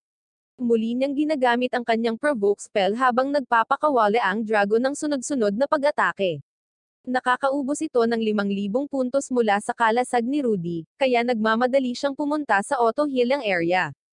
Habang si Marlon ay tumalon pabalik sa laban at sinaktan ang dragon, sinundan ni Nelia ang kanyang pag-atake, at ang iba pang tatlo ay sinamantala ang pagkakataong gumawa ng apoy. Si Rudy ay patuloy na humaharap sa mga pag-atake nito, hanggang sa siya ay tumalon at gamitin ang kanyang life conversion. Sa wakas ay natalo niya ang dragon, at binati siya ni Kelly sa pag-clear ng palapag. Nagpa siya silang sumulong sa ika-51 palapag sa ibang pagkakataon at piniling tawagan ito sa isang araw. Sa gabi, pinag-uusapan ni Kelly ang tungkol sa pagbebenta ng mga materyales na kanilang natipon, at pinupuri siya ni Nika para sa kanyang mga utos sa labanan. Nangako siyang gagawin ang kanyang makakaya, at nagpa siya silang magdiwang, ngunit sinabi ni Nelia na siya ay pagod at nagpa siya na magpahinga, kaya sinundan siya ni Kelly. Nakita namin ang grupo na nagdiriwang, at sa palagay ni Nika ay wala nang mas mahusay kaysa sa pag-inom pagkatapos ng isang pagsalakay. Iniisip ni Lina kung ganoon kasarap ang inumin, kaya sinabihan siya ni Nika na subukan ito. Nag-aalala si Rudy tungkol sa pag-inom ng isang homunculus, ngunit nahuhumaling siya sa ideya, kaya humigop siya ngunit napagtanto niyang mapait ito. Hiniba ni Nika ang usapan at napag-usapan ang tungkol kay Kelly at Nelia na mas malapit kay Rudy. Wala naman siyang iniisip na kakaiba, kaya tinanong ni Nika si Lina tungkol dito, at pumayag siya na parang mas close sila. Pero nagtataka si Rudy kung lasing ba siya. Nagtataka si Nika kung hindi sila higit sa magkaibigan, at tiniyak ni Rudy na hindi sila. Kaya tinanong ni Nika kung maaari ba siyang maging higit sa kaibigan. Iniisip ni Rudy na lasing na rin siya, dahil sinabi na niya na priority niya ngayon ang pagsalakay sa mga labyrinth at pagtulong kay Con Esha. Tinanong ni Lina kung wala siyang nililigawan sa ngayon, at kinumpirma niya ito, kaya nagsimula siyang kabahan. Inamin ni Lina na mayroon siyang kakaiba na pakiramdam sa kanyang katawan kapag malapit siya sa kanya, kaya gusto niyang gumugol ng mas maraming oras sa kanya. Hindi alam ni Rudy kung ano ang sasabihin, kaya iminungkahi niyang kumuha siya ng tubig. Pagbalik ni Rudy sa kanyang silid, si Nelia ay nasa kanyang kama. Tinanong niya kung ano ang ginagawa niya doon, at sinabi ni Nelia sa kanya na gusto niya itong kausapin, kaya hiniling niya kay Marla na papasukin siya, ngunit nakatulog siya. Nagtataka si Rudy kung ano ang gusto niya, at gusto niyang pag-usapan ang ugali ni Kelly sa labyrinth. Napagtanto ni Nelia na gustong magbago ni Kelly, ngunit mukhang hindi siya sigurado. Kaya tinanong niya siya kung ano ang iniisip niya tungkol sa mga pagbabago.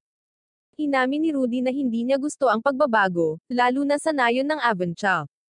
Takot siyang mapunta sa maling paraan ngunit masaya rin na nagbago ang mga bagay, dahil hinding-hindi magiging masigla ang Avoncha kung hindi nagbago ang mga bagay.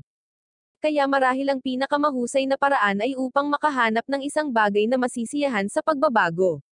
Sinabi ni Nelia na mas mahina siya kay Kelly ngunit gusto pa rin siyang suportahan, at nakakalungkot na makita siyang nalalayo. Iniisip ni Rudy na mas malaking problema ang kawalan niya ng kakayahan na palayain ang kapatid, kaysa sa kagustuhan ni Kelly na maging independent. Tinitiyak ni Rudy na magbabago ang mga bagay, ngunit sa tingin niya ay wala siyang dapat ipag-alala dahil palagi silang magkasama. Kaya't kahit na magbago ang mga bagay, ang asensya ay magiging pareho, at sila ni Kelly ay patuloy na magkasama gaya ng dati. Naisip niya ang higit pa sa inaasahan niya, at pinasalamatan ni Nelia si Rudy sa tulong nito. Sinabi niya na si Kelly ay napakatalino ngayon, at hindi siya makatingin sa kanya, ngunit desidido siyang huwag na itong mangyari muli. Binabati siya ni Rudy ng magandang kapalaran, at gagawin niya ang kanyang makakaya. Muli silang pumunta sa labyrinth, at ngayon ay tatanggo sila sa ika-51 palapag. Nagbabala si Kelly na wala silang gaanong impormasyon sa ika-51 palapag, ngunit may hamog, kaya maaaring kailangan nila ng iba maliban sa detection magic upang mahanap ang mga halimaw. Pinapanatili siya ni Rudy na namamahala sa pagtuklas, habang sila ni Marlon ay maghahanap hanggat kaya nila. Sinabihan niya si Lina na mag-ingat, ngunit nahihiya siya sa sinabi nito noong siya ay lasing. Inanunsyo ni Kelly na handa na ang lahat, at ginamit niya ang kanyang dungeon walk. Nagpapakita ang mga ito sa makapal na hamog, at ipinaalam ni Kelly na hindi gumagana ang kanyang detection spell. Sinusubukan ni Lina na alisin ang hamog gamit ang isang wind spell, ngunit hindi ito gumana.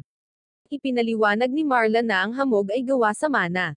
Ipinaliwanag niya na ang mga halimaw ay mayroon ding mana, kaya maaari nilang subukang tuklasin sila sa pamamagitan nito. Nagpa siya si Rudy na subukan, at may nararamdaman siya. Ginagamit niya ang kanyang provoke spell, at tinamaan siya ng water spell. Hinablot sila ng mga halimaw, at naisip ni Nelia na dapat silang mga fishmen. Sinubukan ni Lina na gamitin ang kanyang mahika, ngunit hindi niya mahanap ang kalaban, kaya sinubukan ni Rudy na makita ang kanilang mana at inutusan ang lahat na manatili sa likuran niya. Muli niyang ginagamit ang kanyang provoke spell, at talagang fishmen ang mga kalaban. Pinalibutan nila si Rudy, ngunit nagawang ipagtanggol siya ni Marlon dahil nakikita niya silang nakapiring. Nakatuon ang grupo sa pagtuklas ng mga mana ng halimaw, at nagagawa nilang talunin ang mga fishmen. Iminungkahi ni Kelly na magpahinga, kaya nagpa siya si Nika na lutuin ang mga fishmen. Napansin ni Rudy na naghulog sila ng ilang first class na mga item, at inamin ni Nelly na nagawa niyang tingnan si Kelly. Pumunta sila sa isang mas malaking silid, at sa tingin ni Marlon ay may darating.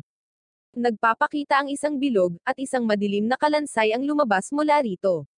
Mayroon siyang 3 kristal, at si Rudy ay nakakaramdam ng mataas na presyon mula sa kanya. Hiniling niya kay Kelly na magutos, at pinangunahan niya ang pagsugod laban sa skeleton. Ngunit pinoprotektahan siya ng dilaw na kristal, at sinasalakay ng pula ng apoy si Rudy. Nagtataka siya tungkol sa asul, at biglang naging mabilis ang kanyang pag-atake, at pinahuhusay nito ang kanyang mga paggalaw. Napagtanto ni Rudy kung ano ang ginagawa ng mga kristal, ngunit natagpuan ang dilaw na lalo na nakakainis. Nagpasya siyang itawag muli ang atensyon nito, kaya sumalakay sina Nelia at Marlon mula sa likuran ngunit naharangan sila ng kristal. Pinapanatili ni Rudy ang pressure at pati na rin ang pag-atake, ngunit ang skeleton ay gumagamit ng flash attack. Iniisip ni Rudy kung ayos lang ang lahat, at nakita niyang kakaiba ang kinikilos ni Nelia. Inatake niya si Marlon, sumisigaw para sa kanya na itigil ang pananakit kay Kelly, habang nagsisimula siyang magkaroon ng mga pangitain ng kanyang nakaraan. Hiniling ni Rudy kay Nika na pagalingin siya, ngunit isiniwalat ni Nika na naapektuhan din sina Lina at Kelly. Nagpasya siyang alagaan muna sila, at naalala ni Rudy na silang 3 lang ang immune sa mga effect status. Inaatake siya ng skeleton, ngunit ginamit ni Rudy ang kanyang life conversion at tinatangay ang isa sa mga kristal. Nagpasya siyang lumipat kay Marlon at gumamit ng provoke spell kay Nelia. Itinulak niya siya sa lupa, at sinigawan siya ni Nelia, kaya napagtanto ni Rudy na nakakakita siya ng kanyang vision ng kanyang ama. Sinusubukan niyang pakalmayin siya, na sinasabing walang nagtatangkang manakit sa kanila at ipinaalala sa kanya na malakas na sila ngayon. Ito ay nagpakalma sa kanya, at nakita niya si Rudy sa kanyang mga pangitain. Sinabi ni Rudy na lagi niya silang poprotektahan, at sa wakas ay huminahon na siya. Hiniling ni Rudy kay Marlon na muling magsama, at sinabi ni Marlon sa kanya na kailangan nilang alisin ang dilaw na kristal. Ang skeleton ay umaatake na may apoy, at si Nika ay gumagamit ng tubig para tulungan si Rudy. Sinusugod niya ang skeleton, ngunit muling nag-activate ang kristal. Napansin ni Rudy ang tubig na dumadaan sa barrier, kaya napagtanto niya kung paano tatagos sa barrier at ipinaliwanag na baka hindi kayang harangan ng skeleton ang pisikal at mahiwagang pag-atake sa parehong oras. Binibigyan nila ito ng pagkakataon, kaya ginamit ni Kelly ang kanyang mahika habang si Rudy ay umaasenso sa skeleton, at nalampasan ng mahika ang hadlang. Ginagamit nila ito para ipagpatuloy ang pag-atake, at muling sinubukan ng skeleton ang flash attack ngunit hindi naapektuhan si Nelly dahil nag-spell si Nika na nagpapawalang bisa sa mga status effect. Pinagsama-sama nila ang kanilang mga spell kaya tumalon si Rudy at umatake sa kanyang life conversion. Mukhang gumagana ito, ngunit ginagamit ng skeleton ang magic nito para i-duplicate ang sarili nito. Prineser nila si Rudy, ngunit natukoy ni Lina ang tunay, at muli nila itong inatake. Sinubukan ng skeleton na umatras, ngunit nagtagumpay si Rudy at ang iba pa na talunin ito. Nakuha niya ang magic stone at nagpas siyang magpahinga pagkatapos mahanap ang magic circle. Ngunit hindi ito mahanap ni Kelly, at nagtataka si Rudy kung ang ibig sabihin nito ay ito ang ibabang palapag. Tinatanong niya kung ano ang iniisip ni Marlon, ngunit hindi siya sigurado. Iniisip ni Rudy na ang ruta sa susunod na palapag ay selyado na sa ngayon, kaya nagpasya siyang bumalik, at sa palagay ni Marlon ay mukhang hindi pangkaraniwan ang guardian na ito. Isang babae ang biglang sumulpot sa likod ni Rudy, at kinagat niya ang kanyang leeg. 4 pang skeleton ang nagpakita, at alam ni Rudy na hindi nila ito kayang harapin, ngunit ang babae ay nagtataka kung na-program niya ang mga skeleton upang patuloy na magpakita at tinapos ang mga ito sa isang pag-atake. Si Rudy ay humanga, at sinabi ni Marlon na hindi niya inaasahan ang isang Demon Lord. Iniisip ni Rudy kung siya ba ang tagapag-alaga ng labyrinth, at hiniling niya na sumuko sila sa kanyang mata. Nakakaramdam sila ng napakalakas na mahika, ngunit nakaya itong tiisin ni Rudy. Humanga siya na hindi tinamaan si Rudy ng mga status effect mula sa kanyang magic, at sa tingin niya ay nakakainis ang mga divine skills. Nagtataka ang babae kung bakit hindi na-intimidate si Rudy, at ipinaliwanag niya na tumitingin siya sa isang cute na babae. Gusto niya ang mga salita nito, ngunit nagbabala si Marlon na siya ay isang 300 taong gulang na babae. Nagalit siya kay Marlon, na iniisip na siya ay isang kabiguan, ngunit si Rudy ay naninindigan para sa kanya. Nagtataka ang babae kung bakit sumali siya sa mga tao, kaya ipinaliwanag ni Marlon na ayaw niya sa iba pang mga Demon Lords. Sa palagay niya ay dapat na malaman nito na hindi siya kapareha nito, ngunit ipinaalala sa kanya ni Rudy na hindi lang siya ang kinakalaban niya. Mukhang hindi siya humanga dahil wala sa kanila ang match sa isang Demon Lord. Ipinaalala ni Rudy sa kanya na ang mga tao ay malakas na magkasama, kaya hinamon niya sila na talunin ang tagapag-alaga ng Seed Labyrinth at ipinakilala ang kanyang sarili bilang si Ayane. Nakita ni Lina ang kanyang mana na kahanga-hanga, ngunit si Rudy ang nanguna at sumugod sa kanya. Itinulak siya pabalik ni Ayane gamit ang kanyang hangin. Sumalakay si Marlon kasama si Nelio, ngunit nakadepensa siya sa pag-atake ng dalawa. Si Kelly ay nag-spell, at si Ayana ay lumilihis gamit ang isang ipoipo. Tulad ng sinabi ni Rudy na hindi lamang siya nakatuon sa kanya, kahit na sa kanyang panunuya, sinabi ni Ayana na hindi makakaapekto sa kanya ang gayong mga pag-atake. Ngunit nagpa siya si Rudy na magpatuloy sa pag-atake. Iniiwasan niya siya gamit ang kanyang hangin, at ginamit ni Nika ang kanyang mahika para ibaba siya. Ipinagpatuloy ni Nelia ang pag-atake, ngunit hinarang ito ni Ayana. Sumulong din si Marlon, ngunit madali niya itong tinulak pabalik. Muling sumulong si Rudy, at sinabi ni Ayana na hindi uubra ang mga desperadong pag-atake. Ngunit ito ay nakakagambala, kaya umatake si Kelly mula sa likuran. Naghagi si Rudy ng kumikislap na magic stone na hindi niya makita, at sinamantala ni na Marlon at Nelia ang pagkakataon. Biglang sumabog si Ayana, at nagpakita ang isang buhawi. Nagbabala si Ayana na hindi na siya magpapabaya pa muli. Ginagamit ni Nika ang kanyang husay para i-buff ang team. Nag-transform si Ayana bilang isang higanteng lobo, at nabigla sila sa kanyang alulong. Tinanong ni Rudy kung maaari ring lumaban si Marlon sa kanyang demonyong anyo, ngunit ipinaliwanag niya na hindi niya makokontrol ang kanyang sarili kapag ginawa iyon, kaya nagpa siya silang huwag gamitin ito. Pinananatili siyang abala ni Rudy habang sinusubukan siyang salakayin ni Nelia at Marlon, ngunit ang kanyang balahibo ay parang armor. Inatake niya si Rudy, at napansin niyang simple lang ang mga pag-atake niya, ngunit mas malakas siya ngayon. Naglunsad ng long-range attack sina Kelly at Lina, ngunit hindi ito epektibo kaya sinabi ni Rudy na magiging mahabang labanan ito. Muli niya itong inatake, ngunit nagawa ni Marlon na sugatan siya matapos makuha ang kanyang lakas. Nagsimula siyang umungal, at nagpa siya si Nika na gumamit ng spell para mapawalang bisa ang mga effect status. Binalaan niya si Rudy na hindi niya sila mapapagaling sa ilang sandali. Patuloy na bumababa ang depensa ni Rudy, at iniisip ni Marlon kung ayos lang siya. Ipinaliwanag ni Rudy na ayos lang siya at hanggat hindi siya bumabagsak, hindi sila talo. Nagpapatuloy ang labanan, ngunit nanghina si Ayana at gustong tumakas kaya naman tinamaan siya ni Nelia. Napansin ni Rudy na bumagal ang kanyang mga galaw, at biglang nagsimula siyang magpakawalan ng hangin. Hindi makalapit si Marlon, at napagtanto ni Nika na ito ay isang hadlang na umaatake sa sinumang malapit. Napansin ni Rudy na kumikinang ang kanyang bato, kaya naisip niyang kailangan nilang sirain ito para matalo siya. Inutusan ni Kelly si Nika na ipawalang bisa ang wind barrier, kaya nagsimula siyang magdasal, at sinabi ni Rudy na kailangan nilang bumili ng oras. Nagsanib puwersa sila, ngunit si Rudy ay nagpupumilit na huminga at makatiis sa mga talim ng hangin. Natapos ni Nika ang kanyang spell, at nagawa niyang ipawalang bisa ang wind barrier. Sinubukan ng lobo na tumakas, ngunit hindi siya pinayagan ni Lina. Habang inaatake ni Nelia at Marlon ang kanyang mga binti, pinoprotektahan niya ang bato, ngunit nagpa siya si Rudy na gamitin ang kanyang pag-atake na may 30,000 defense points. Tumalon siya pagkatapos ng hiwa, at napagtanto ni Rudy na naghahanda siya ng isang pag-atake. Sinabi ni Rudy sa lahat na umiwas, ngunit nahuli siya ng ipoipo. Nakaya niyang makayanan ito at nakaligtas ngunit nawala ang lahat ng kanyang depensa. Tinanong ni Nika kung ayos lang siya, at nakita nila si Marlon at Nelia sa lupa. Buhay sila, at nakatayo ang higanteng lobo, nakatingin sa kanila. Ayaw ni Rudy na atakihin niya ulit sila, kaya hiniling niya kay Nika at Lina na pagalingin sila habang kaharap niya ang guardian. Ipinaalala sa kanya ni Nika na nawala ang kanyang kalasag, ngunit plano ni Rudy na gamitin ang kanyang kakayahan nang wala ito.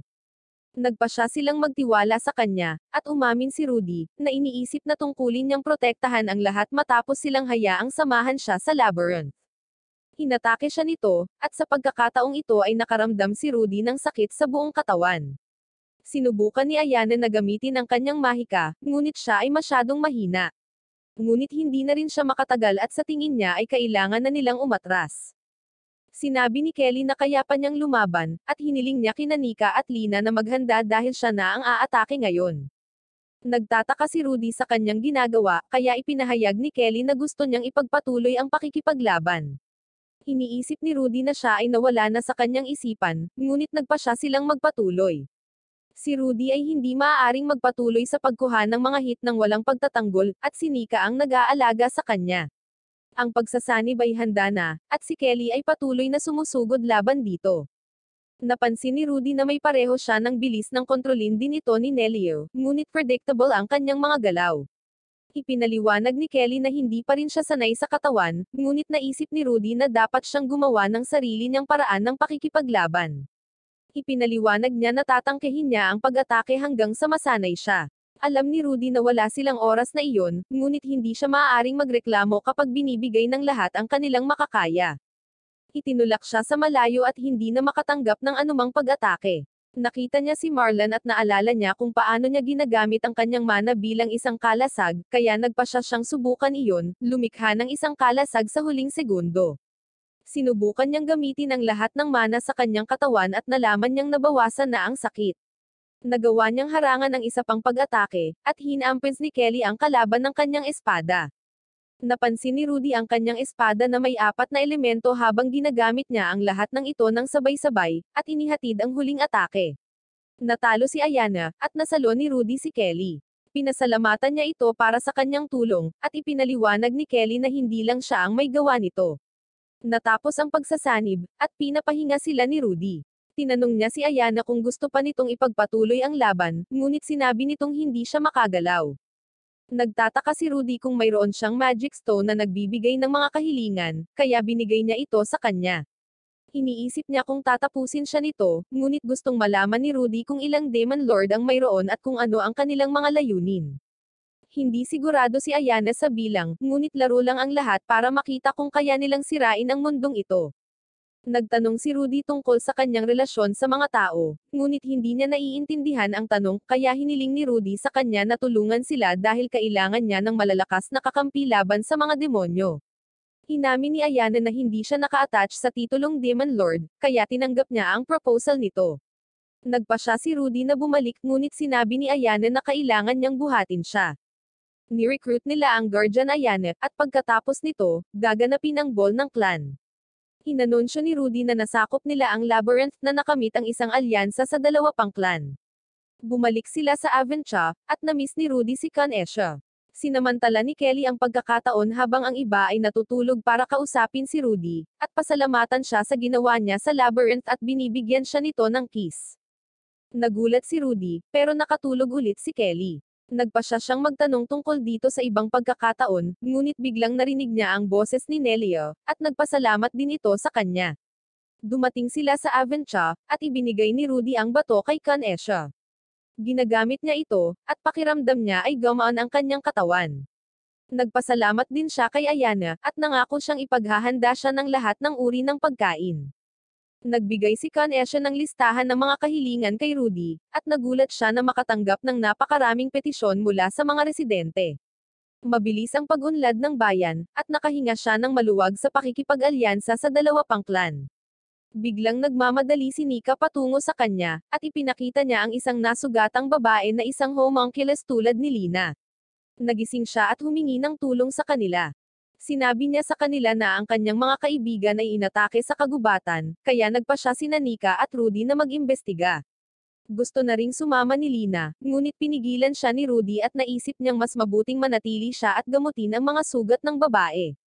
Tumakbo sila sa kagubatan at nakitang nag-aaway ang homunculi. Napansin ni Nika na ang mga homunculi sa isang panig ay may mga emosyon at sila ay dahado. Sumama si Rudy sa labanan at sinubukang kausapin ang iba, ngunit patuloy silang inaatake siya.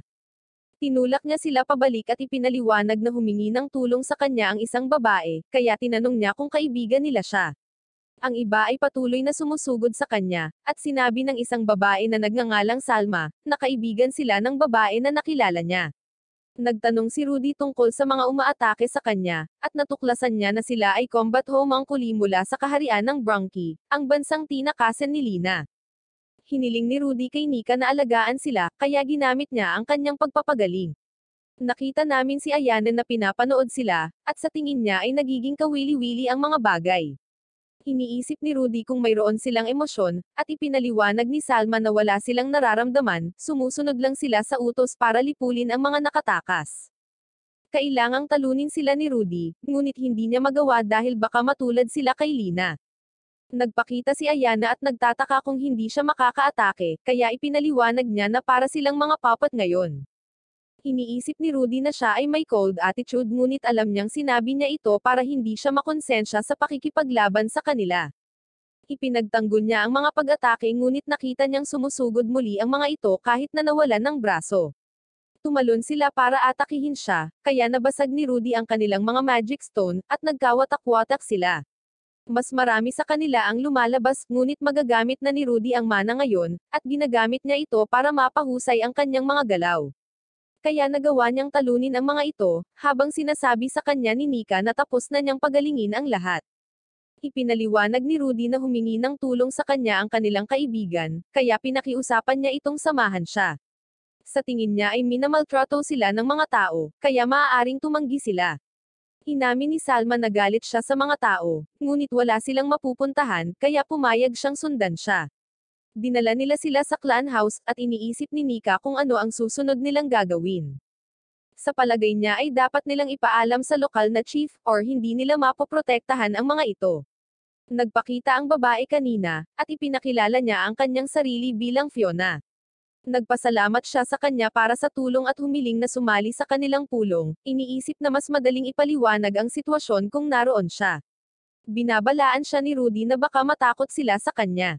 Iminumungkahi ni Fiona na itali nila siya, ngunit sa tingin ni Rudy ay hindi ito kailangan. Tumungo sila sa gobernador, at naririnig nila ang mga taga-nayon na nag-uusap tungkol sa homunculi na dumating. Humihingi ng paumanhin si Fiona kay Rudy para sa problemang idinulot niya, ngunit ipinaliwanag ni Rudy na curious lang ang mga tao ng Avancha dahil hindi pa sila nakakita ng homunculus dati. Nakipagkita sila sa gobernador, at sa palagay niya ay nahirapan ang homunculi, iniisip ang tungkol sa mga alingaw-ngaw na narinig niya tungkol sa Bronchi. Tinanong ni Rudy kung maaari niya silang patulayon sa lungsod, ipinaliwanag na wala silang mapupuntahan at maaaring malutas nila ang kakulangan ng manpower na mayroon sila sa Avancha. Ang gobernador ay nagtataka kung si Rudy ay nag-iisip tungkol sa pagkuha sa kanila, at si Rudy ay umamin na siya nga, na itinuturo na sila ay tulad ng mga normal na tao. Naiintindihan at sinasang-ayunan ng gobernador na hindi sila naiiba sa mga tao. Nagpasya siyang magtanong ng ilang katanungan, at binanggit na may mga combat homunculi na may pinahusay na kakayahan sa labanan at mga command type tulad ni Fiona, na may kakayahan sa pag-iisip at kamalayan sa sarili. Kaya nagtataka siya kung gaano kabilis umunlad ang teknolohiya ng homunculus. Inihayag ni Fiona na ang Demon Lord of Greed ay nagpakita sa Bronchi 20 taon na ang nakakaraan. Hindi niya alam kung bakit siya nagpakita, ngunit ang pagsulong sa paglikha ng homunculus ay salamat sa kanya, at ang kaharian ay patuloy na gumagawa ng homunculus ng maramihan. Hindi makapaniwala ang gobernador na totoo ang mga Demon Lord at nagpas siyang dalhin ang impormasyong ito sa kanyang mga superior, at nangako na si Fiona at ang iba pa ay makakatuloy sa Avancha. Sa kanilang pagbabalik, masaya si Fiona na makapagstay. Nagtanong si Rudy tungkol kay Salma, at sa tingin niya ay makakalaban din siya bilang isang battle homunculus. Inamin ni Fiona na si Salma ay isang mabigat na puwersa, at maaasahan nila siya kung may mangyari. Iniisip ni Fiona kung paano nila napagtanto ni Rudy na ang mga tao ay maaaring maging mabait, at umaasa na tatanggapin sila ng iba balang araw. Ipinaliwanag ni Rudy sa iba na inaasahan ng bayan na magtrabaho sila habang sila ay pinoprotektahan, at nagtatanong kung ano ang kanilang magagawa. Binanggit ni Fiona na dati silang gumagawa ng mga armas at maging ng mga gusali. Nakikita ito ni Rudy na kahanga-hanga, ngunit narinig niya ang kanilang mga takot tungkol sa pagtatrabaho muli para sa mga tao, kaya tiniyak niya sa kanila na ito ay magiging may makatwirang mga kondisyon tulad ng 10 oras na araw na may mga pahinga, at laking gulat nila na kakaunti lang ito. Nagpasya si Rudy at ang iba na magtayo muna ng mga paligan dahil sa mga adventurer, at sinabi sa kanya ni Nika na tila nag-aalala si Lina sa homunculi at nagtataka kung may relasyon siya sa kanila. Pumunta si Rudy para kausapin si Lina, siya ay nag-aalala at nag-iisip kung maaari silang manatili pagkatapos may tayo ang banyo. Ipinaliwanag ni Rudy na iniwan ito ng gobernador sa kanyang mga kamay, kaya hindi niya kailangang mag-alala. Narinig niya ang pinagdaanan nila sa Bronchi at masaya siya na nakarating sila sa Avonchal. Kaya't napagtanto ni Rudy na hindi niya gaanong naaalala ang kanyang buhay sa bansang iyon. Tinanong ni Rudy kung sinabi niya sa kanila na siya ay isang homunculus, ngunit hindi niya ginawa, dahil ayaw niyang magdulot ng anumang gulo.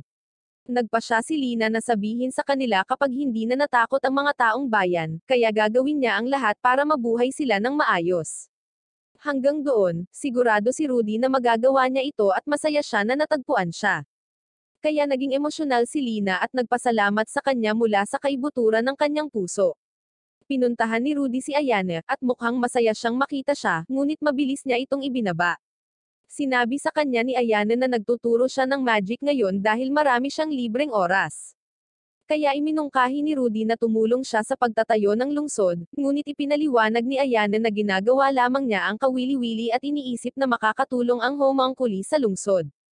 Si Ayana ay nasasabik tungkol sa mga bata na natututo ng magic mula sa kanya, iniisip na baka isang araw ay maaari silang maging mga kandidato para sa Demon Lord. Naalala ni Rudy kung ano ang gusto niya mula sa kanya at nagtanong kung bakit ang Demon Lord of Greed ay gumagawa ng homunculi, iniisip kung gusto niyang lusubin ang isang bansa. Ipinaliwanag ni Ayana na interesado siya sa pagsasaliksik ngunit siya ang huling taong gustong sumalakay sa isang bansa. Iniisip niya na dapat ay ginagawa niya ito upang magpalipas ng oras, at nabigla si Rudy dito.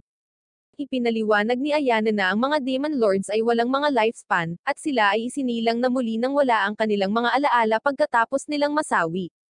Kaya naghahanap sila ng mga paraan upang magpalipas ng oras. Ang Demon Lord of Greed ay palaging nais na lumikha ng pinakamalakas, at ang paglikha ng homunculi ay dapat na isa sa kanyang mga pag-aaral. Iniisip ni Rudy na ang combat homunculus ang pinakamalapit sa pinakamalakas, ngunit sa tingin ni Ayana ay mas malapit siya. Nalilito si Rudy, ngunit ipinaliwanag ni Ayana na mayroon siyang kapangyarihan na kahit ang Demon Lord Greed ay hindi makukuha. Siya ay may mana na pinalakas ng kapangyarihan ng Demon Lord, kasama ang isang kalasag na pinalakas ng Diyos. At ang kapangyarihang ito ang tumalo sa kanya, ngunit hindi pa rin maintindihan ni Rudy ang intensyon ng Demon Lord of Greed sa homunculi. Kaya't inihayag ni Ayana na sila ay mahusay na mga bagay sa pagsasaliksik. Galit na galit si Rudy sa pag-iisip tungkol sa mga bagay na ginagawa ng Demon Lord of Greed at nagtanong kung nasaan ang kanyang labyrinth, ngunit hindi iniisip ni Ayana na matatalo niya siya at sinabi niya na ang pinakamalakas na kapangyarihan ni Rudy ay maaaring maging problema. Ang mana ay nagmula sa mga halimaw, at kung ang isang tao ay gumagamit ng labis, ang katawan ay maaaring maging katulad ng isang demonyo. Iniisip ni Rudy kung dapat ba niyang iwasan ang paggamit ng mana, ngunit naisip ni Ayana na mas mabuti para sa kanya na matutunan kung paano ito kontrolin dahil maaari siyang maging Demon Lord. Ngunit hindi interesado si Rudy doon, kaya ipinaliwanag ni Ayana na oras na para sa kanyang klase at nagpaalam.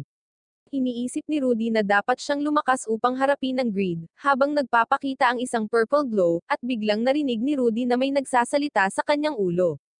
Ang homunculi ay mabilis na nagsimulang magtayo ng paligan, at maraming residente ang nananatiling kainahinala sa kanila, ngunit patuloy silang nagtatrabaho ng ilang linggo, at ang kanilang pagsisikap ay nakakuha ng tiwala ng mas maraming tao. Samantala, patuloy na sinasanay ni Rudy ang kanyang mana sa labyrinth ng lungsod para maghanda sa Demon Lord of Greed. Narating niya ang palapag ng manager at nadiskubre si Nika na nakikipaglaro sa isang sanggol na dragon na nagngangalang Babon, at binati siya ni Marlon sa kanyang pagkapanalo sa larong gacha. Nakakuha din si Kelly ng isang kasama, isang fairy na nagngangalang Lifop, kaya pinasalamatan nila si Rudy sa pagpapalam sa kanila na gamitin ang kanyang mga punto at napagtanto na ang mga halimaw ng labyrinth ay malapit kay Rudy. Sa pag-iisip na ang pagiging isang labyrinth manager ay kamangha-mangha, si Marlon ay nagseselos dahil hindi nila ito ginawa noong siya pa ang manager, at ipinaliwanag ni Rudy na maaari itong maging sobra. Inanunsyo ni Rudy na handa na ang paligan, ngunit iniisip ng mga residente kung ligtas ba ito. Excited ang mga adventurer na subukan ito, kaya sila ang unang pumasok. Nagpasya din ng mga babae na gamitin ito, at nagulat si Nika na ang mga Demon Lord na tulad ni Ayana ay naliligo. Nagtataka si Ayana kung nasaan si Lina, at ipinaliwanag ni Nika na hindi siya sanay na naliligo kasama ng iba. Nagpasya sina Kelly at Nelia na maghugod sa isa't isa, kaya hiniling ni Nika na gawin din ito kay Kanesha habang si Ayana ay nabalisa dahil siya lang ang walang partner. Sa tingin niya na sayang na hindi ito halo-halong paligan, dahil hindi magagamit ni Nika ang transformation magic na kanilang ginawa. Sumigaw si Nika na ito ay isang sikreto, at si Kanesha ay nagtataka kung bakit gusto niyang gumamit ng transformation magic sa paligan. Ibinunyag ni Ayana na gustong palakihin ni Nika ang kanyang mga assets, kaya nagbanta si Nika na maglalagay ng gulay sa kanyang pagkain araw-araw. Hindi makapaniwala si Ayana na gagawin niya iyon, at iniisip niya kung dahil ba ito sa kanyang pinagsasabi. Nagpasya sina Nelia at Kelly na parusahan siya para sa mga hindi kinakailangang komento, at pinagtawanan sila ni Kanesha. Iniisip ni Nika kung may mali, ngunit ipinaliwanag ni Kanesha na masaya siya na sa wakas ay nakakapaglibang ng ganito. Naaalala nila kung paano bumuti ang kanyang kalagayan at nangangako na mas marami silang gagawin ng magkasama kapag siya ay gumaling, kaya pinasalamatan sila ni Kanesha. Nakarinig sila ng ingay mula sa gilid ng mga lalaki, at ang mga adventurer ay nagmamakaawa kay Rudy na hayaan silang tumingin, ngunit hindi sila pinayagan ni Rudy dahil nandoon si Kanesha. Gusto nilang makita sina Kelly at Kanesha, at ang mga babae ay nagalit sa pagdinig nito. Hiniling nila kay Rudy na huwag mag-aksaya ng kanilang oras, at sinasabi ng isa na gusto niyang makita si Nika kahit pader ang asset nito. Nagtataka si Nika kung dapat ba niyang tapusin ang mga ito, ngunit sinabi ni Rudy na mga wala silang isip dahil halos magkasing laki ang lahat ng babae. Tinapos nila ang pagligo, at tinanong ni Fiona kung nagustuhan niya ang paligan. Iniisip ni Rudy na ito ay kamangha-mangha, at ang isang residente ay nagtataka kung mayroong isang bagay na mapanganib sa loob, ngunit narinig niya ang grupo ng mga adventurer na pinupuri ang lugar. Nagpapakita din si Salma, at umaasa siyang susubukan niya ito balang araw. Sumasang-ayon siya dahil mukhang sincere siya, at gusto rin itong subukan ng ibang mga residente. Makalipas ang mga araw, nasanay na ang mga residente sa paligan, kaya tumaas ang bond nila sa homunculi. Nagpapasalamat si Rudy kay Salma para sa serbisyo, ngunit ipinaliwanag niya na naging mabait siya sa kanila. Biglang nagpakita ang isang bantay, at ipinaliwanag niya na ang isang malaking kawan ng mga halimaw ay paparating patungo sa lungsod. Mabilis na kumalat ang balita, at naglalagay si Rudy ng mataas na presyo sa kahilingang talunin ang mga halimaw. Tinipon niya ang mga adventurer sa clan house at sinimulan ang kanyang pagsasalita, na nagpapaliwanag na naklir nila ang isang labyrinth na kahit na ang dalawang pinakadakilang clan ay hindi kayang hawakan, kaya walang dapat ikatakot. Sinabi rin niya na mahusay silang gagantimpalaan sa bawat halimaw na kanilang matatalo, kaya lahat ay nasa sabik. Sinabi sa kanya ni Nelia na magaling siya sa mga talumpati, ngunit sa palagay ni Rudy ay dahil hindi niya binanggit na mayroong 300 halimaw. Tiniyak sa kanya ni Nelia na titigil sila sa pagbibilang pagkatapos ng 100, at sa pinakamasamang senaryo, kailangan lang niyang talunin silang lahat. Dumating sina Ayana at Marlon para makipag-usap kay Rudy, na binanggit na naramdaman nila ang isang bago at malakas na labyrinth sa malapit. Nagtataka si Rudy kung ito ay nauugnay sa mga halimaw, at iniisip ni Ayana na sila ay naklone sa labyrinth at ipinadala sa Avancha. Nagulat si Rudy na magagawa nila iyon, at naisip ni Ayana na mas maraming halimaw ang maaaring magpakita, kaya nagpasya silang tulungan siya. Sinabi ni Salma na maaari din siyang umasa sa kanila, at ang homunculi ang magiging taybak na nagpo-protekta sa lungsod. Pinasalamatan siya ni Rudy habang si Baban at Lifer ay lumalabas na tumulong, at may kahilingan si Rudy para sa kanila. Nagsimulang patibayin ni Rudy ang mga depensa ng lungsod nang mapansin nilang papalapit ang mga halimaw. Pinamunuan ni Ophelia ang hukbo nang magsimulang magpakita ang mga halimaw, at napagtanto ng mga adventurer na mayroong higit sa 300. Ngunit itinuro ni Rudy na karamihan ay mga goblins lamang. Si Ophelia ang nag-utos sa pag-atake, at maraming halimaw ang mabilis na natalo, na nagpapataas ng moral ng grupo. Patuloy na nagpapakita ang mga halimaw, at umaatake sila gamit ang mahika, kaya napagtanto ng mga adventurer na hindi ito mga ordinaryong halimaw. Nagpakita sina Kelly at Marlon, kaya pinangunahan sila ni Rudy at tinutuya ang mga halimaw. Ginagamit niya ang mana para patumbahin sila, at ang mga adventurer ay naging mas kumpiyansa. Sinamahan siya ni na Marlon at Kelly, at napansin ni Ayana na ginagamit ni Rudy ang mana para pangasiwaan ang larangan ng digmaan. Ipinagpatuloy ni Ophelia ang pag-atake habang ang iba ay tumutulong. Nagagawa nilang talunin ang mga halimaw, at napagtanto ng mga adventurer kung gaano kalakas si Rudy. Napansin ni Rudy na nawala ang mga halimaw, kaya alam niyang galing sila sa labyrinth. Biglang, nakita nila ang isa pang kawan na papalapit, at ang mga adventurer ay natakot. Ngunit inutusan sila ni Rudy na huwag matakot. Ibinunyag ng gwardya ang higit pang mga halimaw na darating, ngunit sila ay mula sa Avanchaw Labyrinth, at lumaban sila sa tabi ni Rudy. Nakita namin na hiniling ni Rudy kina Boban at Finn na i-duplicate ang mga halimaw ng Avancha, at ipinaliwanag niya na dumating na ang mga reinforcement. Humingi siya ng suporta sa mga adventurer tulad ng dati, at muli siyang sumusugod ngunit napapalibutan siya ng mga ogres. Kaya tinulungan siya ng mga halimaw, at hindi makapaniwala ang mga adventurer sa kanilang nakikita. Nagagawa nilang talunin ang sangkawan, at pinupuri ng mga homunculi ang kanyang lakas habang ang mga residente ay dumarating upang pagalingin sila at ayusin ang kanilang mga armas. Pinuri ni Ayana si Rudy sa paggamit ng panlilinlang ng kaaway sa pagduplicate ng mga halimaw, kaya pinasalamatan siya ni Rudy at sinabing dapat nilang salakayin ang bagong labyrinth upang maiwasang mangyari itong muli.